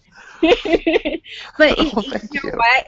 And I've been told I have a presence. Well, I hope so, because I have 2 shows. I better have one. But you do. I'll. Thank you. But the thing is, I like doing this, and I know that there are a lot of people who need a voice, that don't feel like they could do something like this, that don't want to do something like this. And to me, it's like, you know what? If I can be there and be that voice and be that source of information, hey, that means that more shy person doesn't have to do it. At least that's the way I look at it. Well, it's that old saying, it takes all kinds. Like, it's like cheesy corporate speak or whatever. But there are people needed everywhere. Like, use the talent that you have and do what you can with it. The thing that I always say is, like, as far as LGBT folks go, especially trans people and trans kids, and there's the whole subset, trans people with disability, trans people of color, who have extra layers of disadvantage on top. Lots of those folks spend their days literally trying to survive. They don't have the resources to go out and give a speech at a conference. They don't have they can't get a good job to have an internet connection and do a podcast and do a show. Those they're just trying to survive. And if the rest of the world is going to give a shit, someone like me, who's relatively privileged in that way, I'm not rich by any stretch of the imagination, but I've got a solid internet connection. I feel like I have at least somewhat of a gift for talking to people, so I'm trying to use that to make a difference in the way that I can, and maybe kind of open people's minds a little bit. So that's Absolutely. And that goes to the whole atheism thing too, and because we need more people talking about that too. Exactly. Yeah. One question that I have that I think that I didn't have any clue of at all until Beth actually invited me to watch a show featuring Zinnia Jones, who's a well-known. Awesome. Yeah, she's a well-known personality, and I mean, I'm completely ignorant. I didn't know who she was, but I went and watched. But that was the first time I ever heard the term cis person or cisgendered. And could you explain that for me? Because I've heard it, but I think there are a lot of people out there that may not be aware of that, because I like to think I'm relatively plugged in, and I was clueless. So I'd like to know more about that, please. Okay, so there's some controversy surrounding the word, and I'll explain that. But basically, cisgender just means not trans. Okay.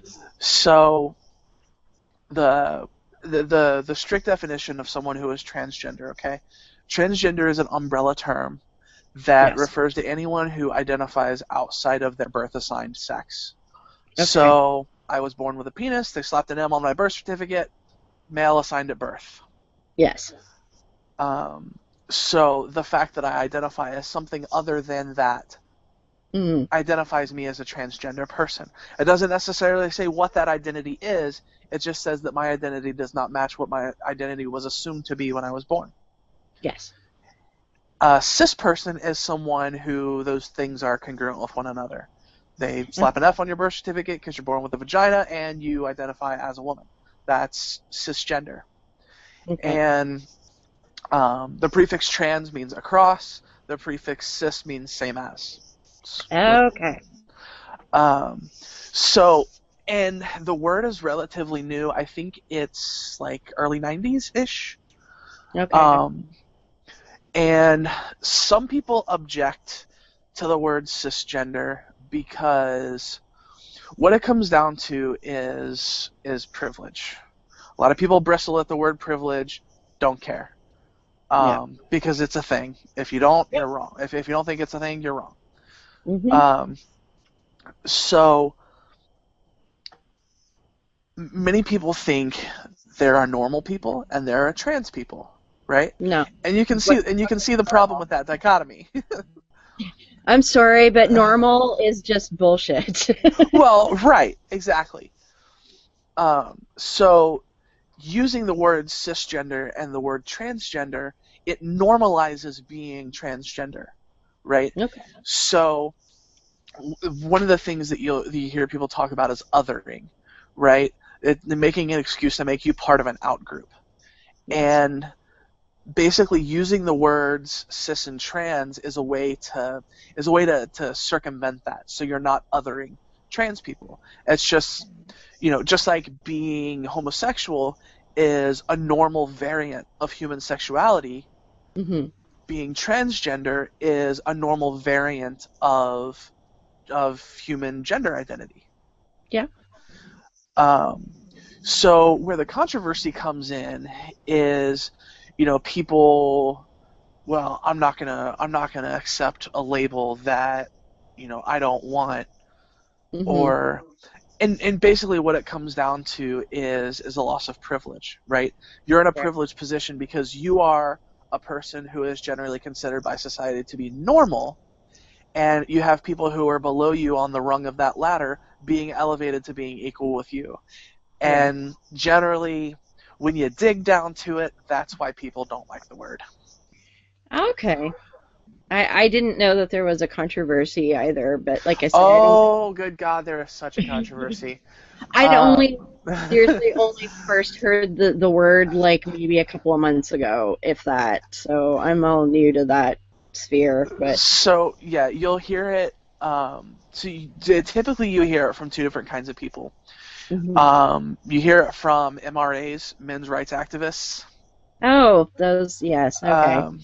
And TERFs, trans exclusionary radical feminists, who are, basically you're not a woman if you're not born with a vagina, and you're also not a real woman if you don't spend your entire life trying to abolish gender completely. It's fucking ridiculous, is what it is. Two But groups that I probably don't want to interact with then. Yay. yeah, well, and see, like, I identify very strongly as a feminist, right? Feminism is about gender equality. It's not about fucking man-hating. It's not about any of that stupid shit. It's about actual gender equality. That's what it is. That's right. I'm with you, girl. Right. So a lot of times you get into those arguments with people who are like, oh, you're a feminist. That just means that you hate men. No, doesn't mean that I hate men. I love men. I really do. So typically those are the kinds of people that you hear that from. And like I said, what it always comes back to is it's someone in a privileged position who is seeing a loss of privilege as being oppression.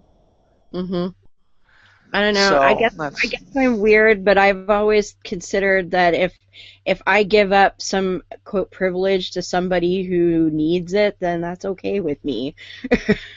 Well, right. It's about losing something you never should have had in the first place. That's why they call it a privilege. I know. I mean, like, I'm as pasty white as they come. I unfortunately that comes with a lot of that bullshit, and I'm like happy to disseminate it back to other folks. No problem. Well, right, and that goes back to you were asked you brought up how to be a good ally.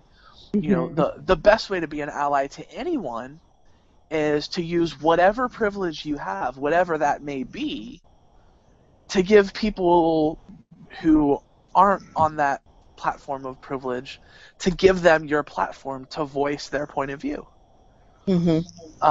So, generally speaking, I'm a binary identified trans person. I identify solidly as female. I'm not like gender queer or bigender or anything like that. And being binary identified gives me a certain level of privilege, because 9 times out of 10, when you say transgender person, what's the first thing you think of? You think of a white trans woman. Yeah. 9 times out of 10, that's what you're going to think of. But that's not the whole of what being trans is. So one of the things that I've tried to do on my show, I have a segment on my show called Be a Better Ally. I know, I like it.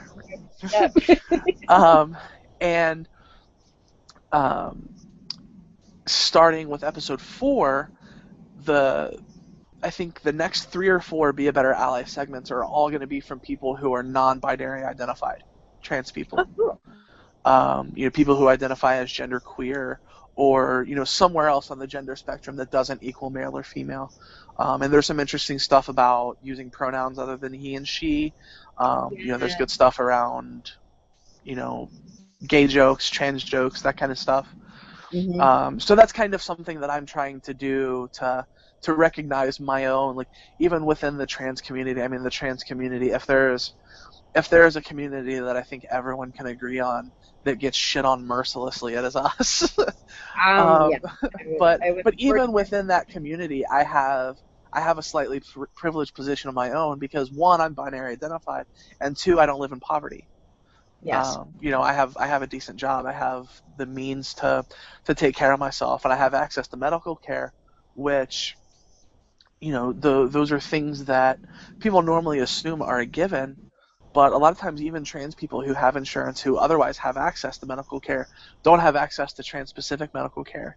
And that in itself is a privilege. I hit the fucking lottery with the doctors that I have. And I've had to pay out of pocket for them until recently. Yeah. So, you got yourself your new job. That's so exciting.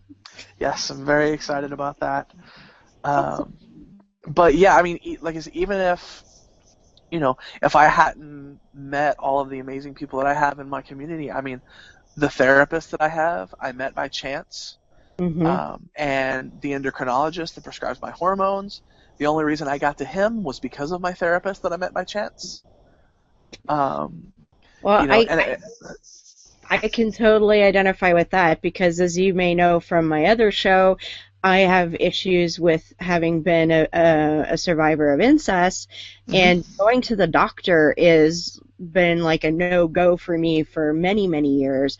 And in Canada, we have something called a nurse practitioner that's basically a doctor that they just can't prescribe narcotics, but they can do anything else. We have those here too.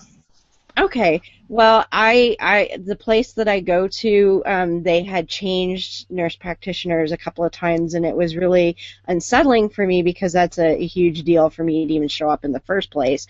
And I won the fucking lottery because the last time I went, the new nurse practitioner is a former psychiatric nurse who felt that there wasn't enough attention being paid to mental health in the strict medical field. And she specializes in abuse and post-traumatic stress disorder. Like, hell, where were you? Like, okay, is there God? Maybe. Right. No.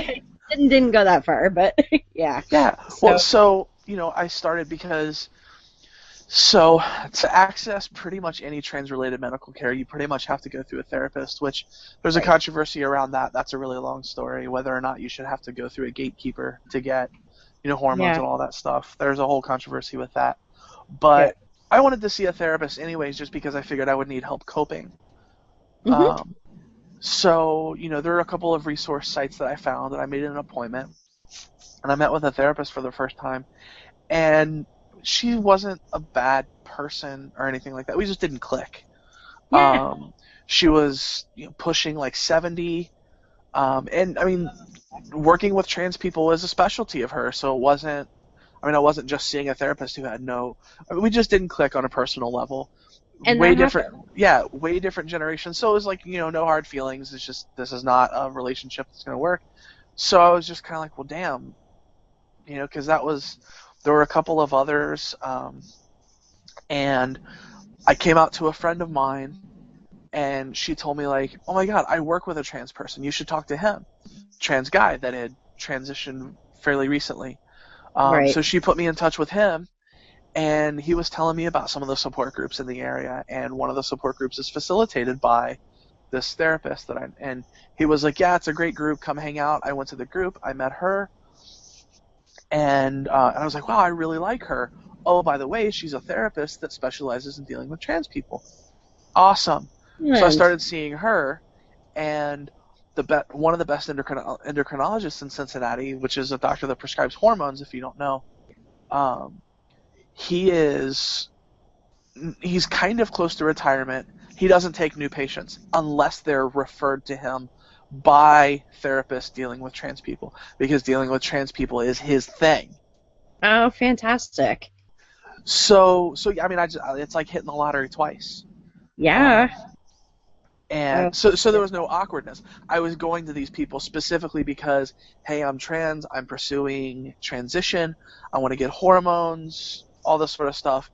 And so I went into those offices with those expectations. There was no awkward coming out period. There was no like, oh, I've never dealt with a trans person before, I don't even know what the hell to say to you.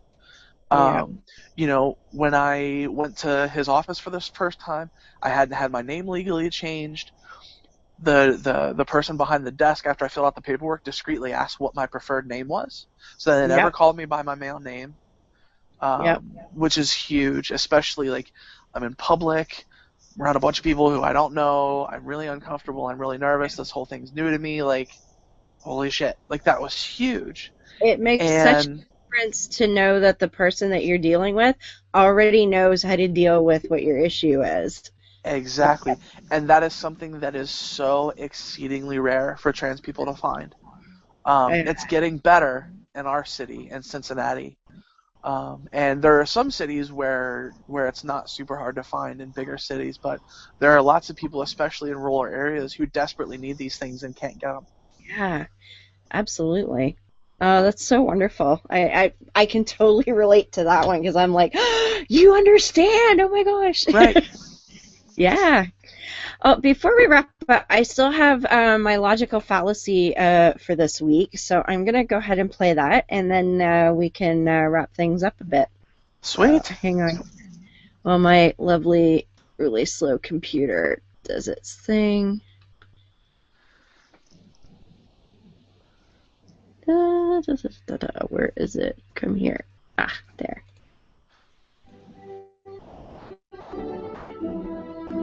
And now it's time for logical fallacies for dummies.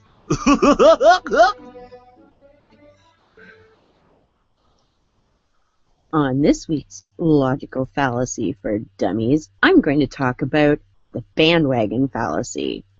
What's the bandwagon fallacy?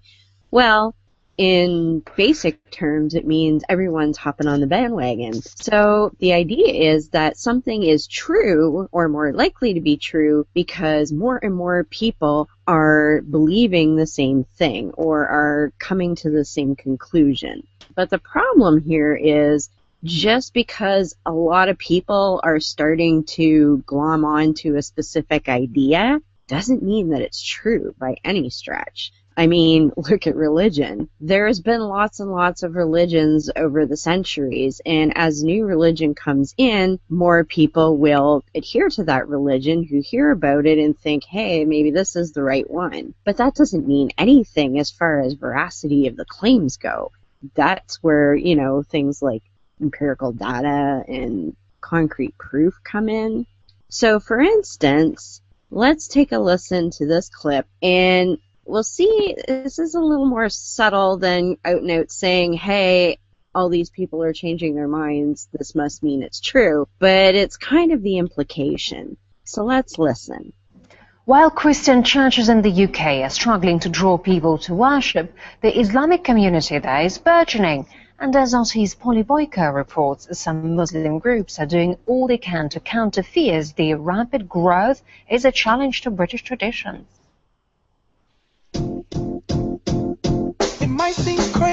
It's an infectious video that's gone viral in a matter of days. The only difference between it and Pharrell Williams' original is that the people dancing are British Muslims. Its creators say that they're promoting a message that UK Muslims are a diverse, cosmopolitan, and above all, happy lot.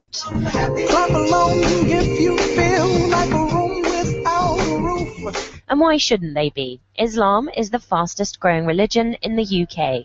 New analysis of census figures even suggests that it could become the country's dominant religion in as little as 10 years' time. The number of Muslims in the UK has doubled in the past decade, with Mohammed now the most popular name for baby boys in London.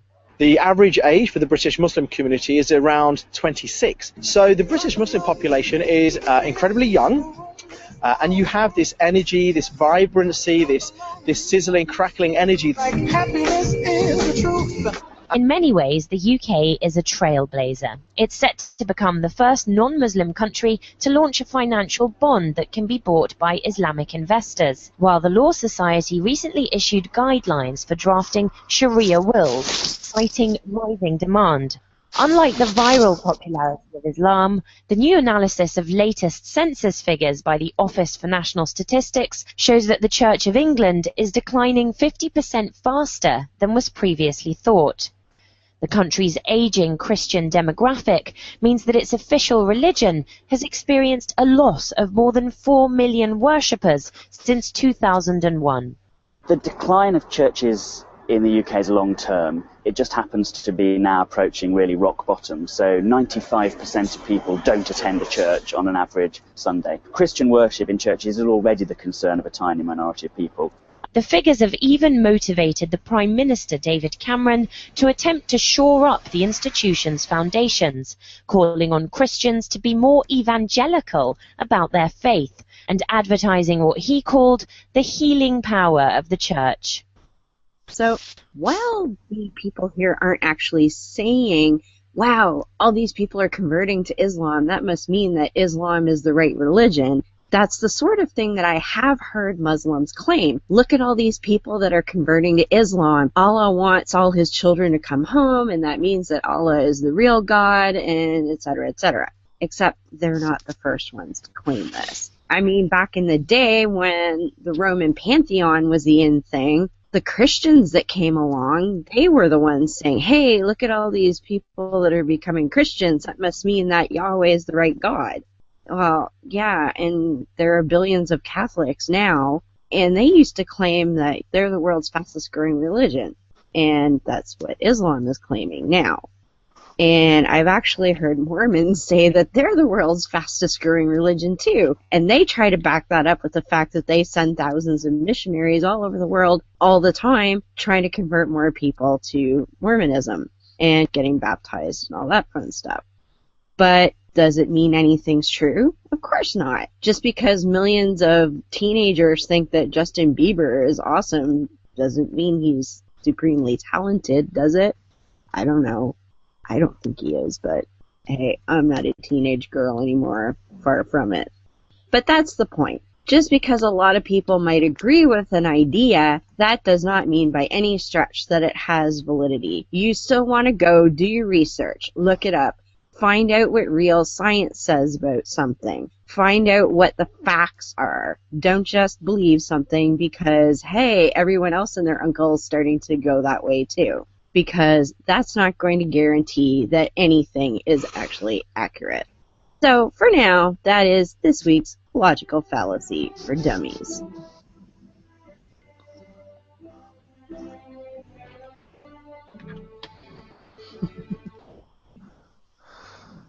God, that is my favorite argument.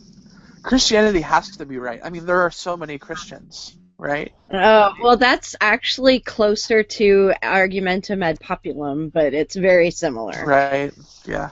Very similar. But yeah, I know. Oh, well, look at all the people that are turning Muslim. That must mean it's right. No. That's why, like, well, yeah, millions of people think Justin Bieber is cool too, but, Justin Bieber's so cool. Come on now. Speaking of trans people, did you know Justin Bieber's trans? Have you seen that video? Yes, he apparently had his breast removed and thinks he's a guy now, Yeah. Thank you, Pastor Manning. Good old Pastor Manning, the gift that keeps on giving. I know. Because then after Justin Bieber had his breast removed, he went to Starbucks and drank some semen, Semen and his lattes. I swear to God, the way that he says latte, that is the funniest thing in the world to me. I don't even care about what else he's saying. Lattes. Hey, have you seen where they're like, you talk about semen an awful lot. Have you been tempted to be like gay? Well, of course I was. Oh yeah. I was tempted. Right. It never ends. We're gonna see Pastor Manning caught in a Ted Haggard anytime soon now. Oh, absolutely, without a doubt, no question about it. Oh shit! So before we go, is there anything else that you would like to add or mention or cover? Because I mean, if we go over, we go over. I don't give a shit, but Well, honestly, I think we hit the most important stuff. Good. Just the support system is the thing. Like, you don't want to jump all over somebody you don't know to be like, oh, hey, I have those. Yes, she does. That's my lovely husband flashing Hi, off husband. his Christmas.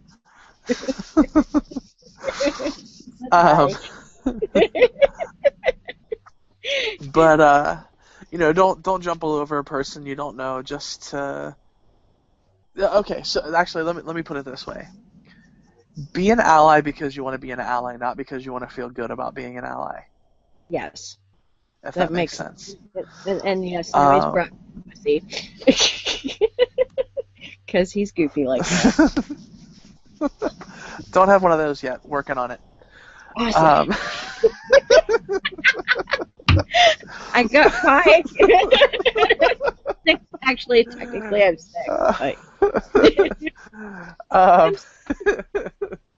So one thing that happens a lot is, and this is gonna sound angry, and it's kind of angry, and it's gonna sound ungrateful, and it might be a little ungrateful, but not really. So something that I see a lot that talking about allies is, if you hear a story about a trans person, if you read what it's about, oftentimes what the story is actually about is someone else's journey to accept them, not actually that person's journey. And it's about kind of a self-congratulation because, oh, look at me, I've proven how good of a person I am. And oftentimes the stories that you hear about trans people are that way. If you hear a story about trans kids, it's not about the kids, figuring themselves out. It's about, oh, look at how awesome these parents are. And they are, trust me, supportive parents are awesome. Yeah. But the best thing that I can say, if you want to be a good ally, I mean, to anyone really, but to trans people especially, let our stories be about us, and let us speak for ourselves whenever possible. And we didn't even talk about the Leela Alcorn thing. Obviously, that's big. But one of the things that I was the most impressed by in Cincinnati, there are some big LGBT organizations represented here, national organizations, who have steering committees. They're all volunteers. And traditionally, when you think of these organizations, transgender equality is not necessarily the first thing you think of when you think of these organizations, even though it's technically part of what they do. But these guys are the ones that have the media contacts for the LGBT community. And when we said, we need to get people talking on the news, these people said, we need trans people on the news. Give me phone numbers and I'll make it happen. These people weren't trying to speak on our behalf. They were using their platform to give us a voice. And they're saying, we need trans faces out there.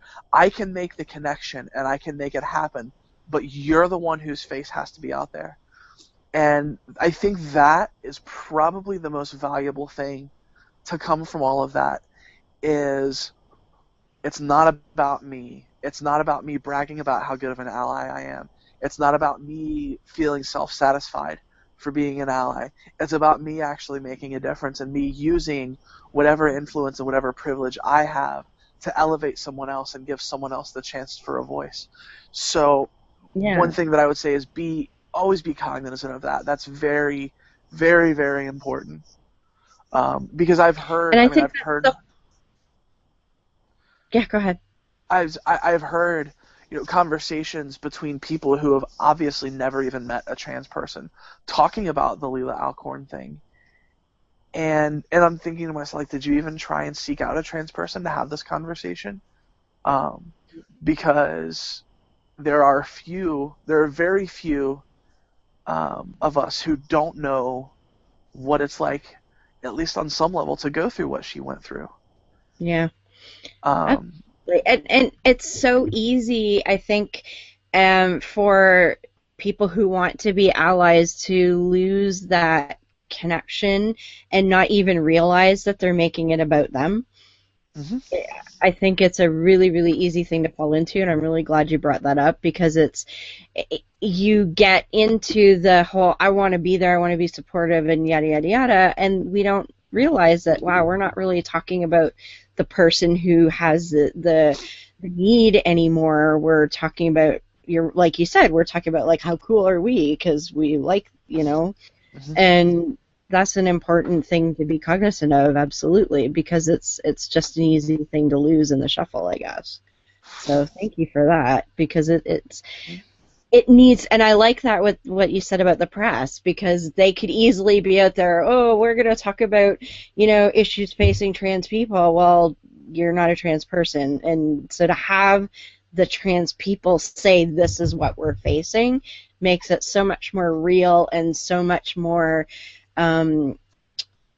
it's easier to kind of process that when it's a real person saying it, I guess. Mm-hmm.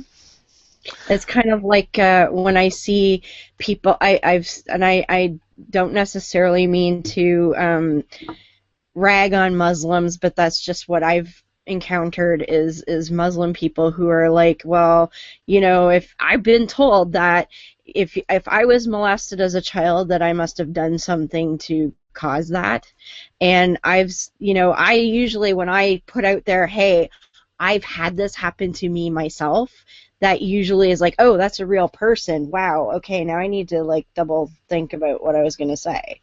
Mm-hmm. Yeah. Yeah, that's, when you're talking about any issue, really, you want to seek out the people who have the personal stake in the issue, because if you want to have a conversation about rape and sex abuse, you go to someone someone obviously who's willing to talk about it, but someone who has that experience and who can speak with authority on the issue, because you don't want to have just an echo chamber of people who have no idea what they're talking about it, because especially if they're people who are in positions of power, like in the press, for example. And I will say, there were some missteps during the Leila Alcorn situation, but I would say for the most part, the media in Cincinnati got it right. Good. There were people who were genuinely interested in hearing our stories, and they told our stories. I mean, I was on the news twice, and they asked great questions. And they seemed really interested in what it was really all about. Like, they didn't really seem interested in the soundbite, in the the quick, like, controversial headline. I mean, I'm sure there was some of that. I didn't see literally everything that ever happened. But there were some amazing people who are really skilled in dealing with the press here. And again, trans allies, not trans people, who took charge of it, and they used their press contacts. And they said, it's super important for you to get this right. Here's how you get it right, and here's who you talk to. Excellent. And it was it was an amazing thing to see. Like, you see groups who depend on outside funding saying, no, we don't need funding. Like, there's a local trans organization here called Heartland Trans Wellness. They serve like 8 or 9 states. But there are other groups that were like, don't ask anyone to donate to us. Heartland Trans Wellness needs this money. Like, so many people just putting aside their self-interest and saying, here's where the need is. Let's make this about what it should be about, and put the help where it really needs to be. And obviously it was... The other good thing about having trans people do the speaking is you're going to get not just one person's take on it, but you're going to get that cornucopia, because every trans person has a different experience. And so having, not just like, well, this is the one true trans person who's going to speak for all of you. Right. You get that mixture of people that can speak to, well, this is my experience, and this is my experience, and this is my experience. And that even makes it more real, because people are going to be like, oh, well, they're all different, like just all of us are all different. What do you know? Right. I mean, you're talking to me as a trans woman. You could have the same conversation with a trans man and get all new information.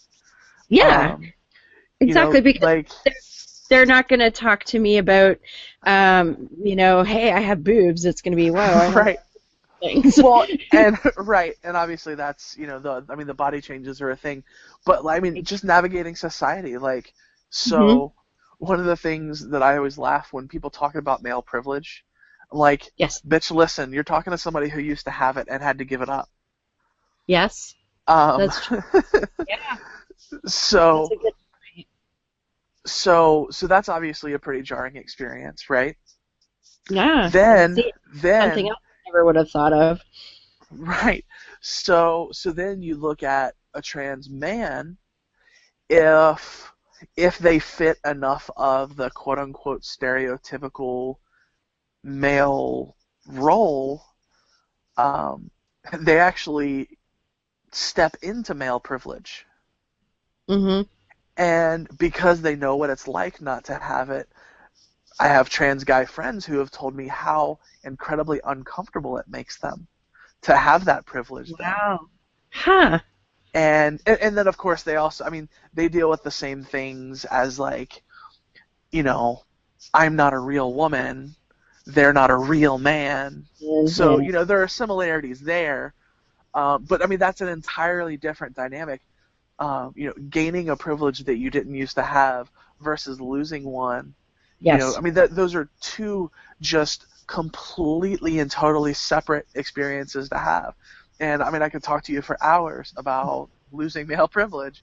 And, you know, trans men who have it can go for hours about the same thing. Or trans men who don't have it, who don't look quote-unquote manly enough, who don't fit the stereotype enough, can talk about how, you know, I have friends who talk about feeling like they're kind of stuck in between worlds, right? Because they're not women. Yep. They are men, but society doesn't accept them as men. As men. So that puts, you know, and obviously trans women who don't fit the female stereotype have sort of the same kind of issue. So yeah, I mean, just navigating society is just, Wow. We could go for weeks.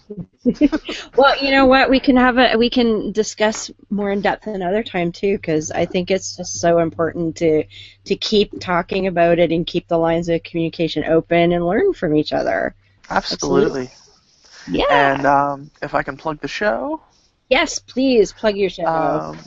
The Atheists Manifesto. We are a show about the intersection of atheist and LGBT issues. Sometimes we may stray a little further into LGBT. Sometimes we may stray a little further into atheist. But, you know, the idea is outreach on behalf of the LGBT community to the atheist community, and outreach to the LGBT community on behalf of the atheist community, because I feel like there's sort of a disconnect there. There are some non-religious LGBT people who don't realize that the atheist secular community is generally so open. And, you know, lots of folks in the atheist community who are very open-minded and willing to learn but have never met a trans person that they know of, or, you know, don't really know gay people who just want to learn. And, you know, if we can attract the occasional theist to, you know, figure out what we're about, like, I'm totally into that too. That's why the show is PG-13. But, you know, the idea is just education and outreach and just kind of helping us all understand each other a little better and learning how to support each other a little better. There's humor. We have a segment called Fun with Conservapedia, where we just make fun of the stupid shit that's on Conservapedia. I never read that shit, and I'm like, they fucking have this up somewhere? Wow. Oh, it's amazing. Talk about diving down a rabbit hole. I know, but you're like, atheism and obesity? Are you shitting me? Oh, yeah. Wow. Yep. I'm like, and there's the picture of Stephen Fry with the birthday cake, which is just perfect because he's atheist, gay, and but okay. Well, right. Yeah. But you know, if you're 5 pounds over and you're an atheist, you're obese. Right. Well, it's, you know, like it's an exercise in the Texas sharpshooter fallacy, right? Yes. They probably have demons too, or something. You know, right. Look up demon possession. Oh, there's Stephen Fry again. Right. So the show's on Secular Media Network. Still waiting on iTunes to get its shit together. Right now, you can find us on Spreaker. If you just type Secular Media Network, it comes up more easily. If you just type Secular Media Network, you'll see the Atheist Manifesto. It's the first and third Tuesday of each month. A new episode comes out. We have 2 out, and so that's the show. Hopefully it's fun and interesting. It is. I can definitely say it is. So go listen, people. In 5 minutes anyway. Right, yeah, don't leave yet. Yes. Let finish us up first, but yes, definitely go listen, because I loved it. I thought it was awesome. And you've got some good interviews and stuff on there, so it's definitely worth a listen. And like I said, your How to Be a Good Ally segment is fantastic. because it's, you know what is important, and people like myself, there are things that I never would have even considered. It's like, well, shit, okay, that's something else I need to be aware of. Right. You know? Well, it's, I'm not a talented enough broadcaster to pull off a 4 to 5 hour show, but I want to make sure I get as many perspectives in as possible. So, as opposed to just going out and doing interviews with all of these people and waiting 4 or 5 years to get to everyone I want to, I figured that would be kind of a great way to just throw in some short, especially about parts of the queer and trans spectrum that you don't necessarily hear a lot about.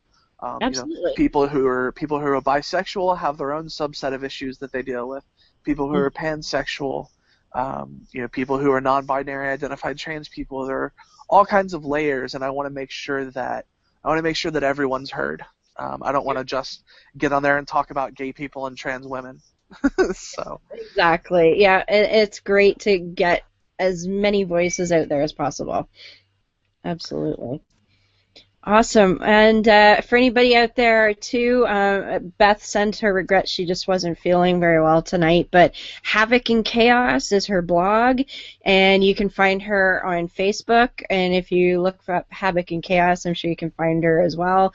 She is always posting about lots and lots of crazy people. And unfortunately, a lot of them are in government, which is really scary. So look her up, by all means, please. And also, my other show, My Secular Savior, we just had episode 5 come out, mysecularssavior.com, and on my Twitters or on my lovely little lower third there, you can find me on all those places, so look us up, and yeah. So, Callie, thank you so much for joining us. It was a wonderful... Thank you for having me. I had a lot of fun. Yay!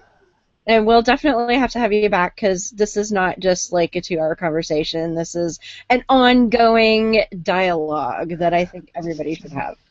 Oh, yeah, and I'm at Gaytheist Callie on Twitter. Oh, yes, because I followed you. Yes! Yay! All right, folks, so join us next week, and next week it's Canadian Mania again. The Canucks are taking over, and I'm really happy to say that our guest next week is going to be Ali Rizvi. He's going to join us from Tirana, and we're going to talk about Islam and Muslim issues and all of that fun stuff. So come on over and hang out with us and Ali next week. And until then, we will see you next Wednesday. And I will leave you, as always, with the Humanist Creed from our dear friend Dave Foda.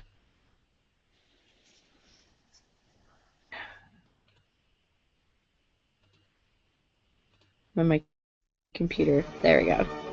I know the truth and power of reason and of rational thinking, and I will use them to my advantage. I know the truth and power of educating myself and of expanding my intellectual boundaries, and I will educate myself. I know the truth and power of vanquishing ignorance, and I will do so whenever the opportunity presents itself.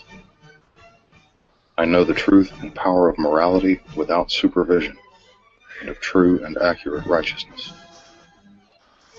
I know the truth and power of obliterating tyranny, be it intellectual, emotional, or philosophical, and will work toward that goal whenever and however possible.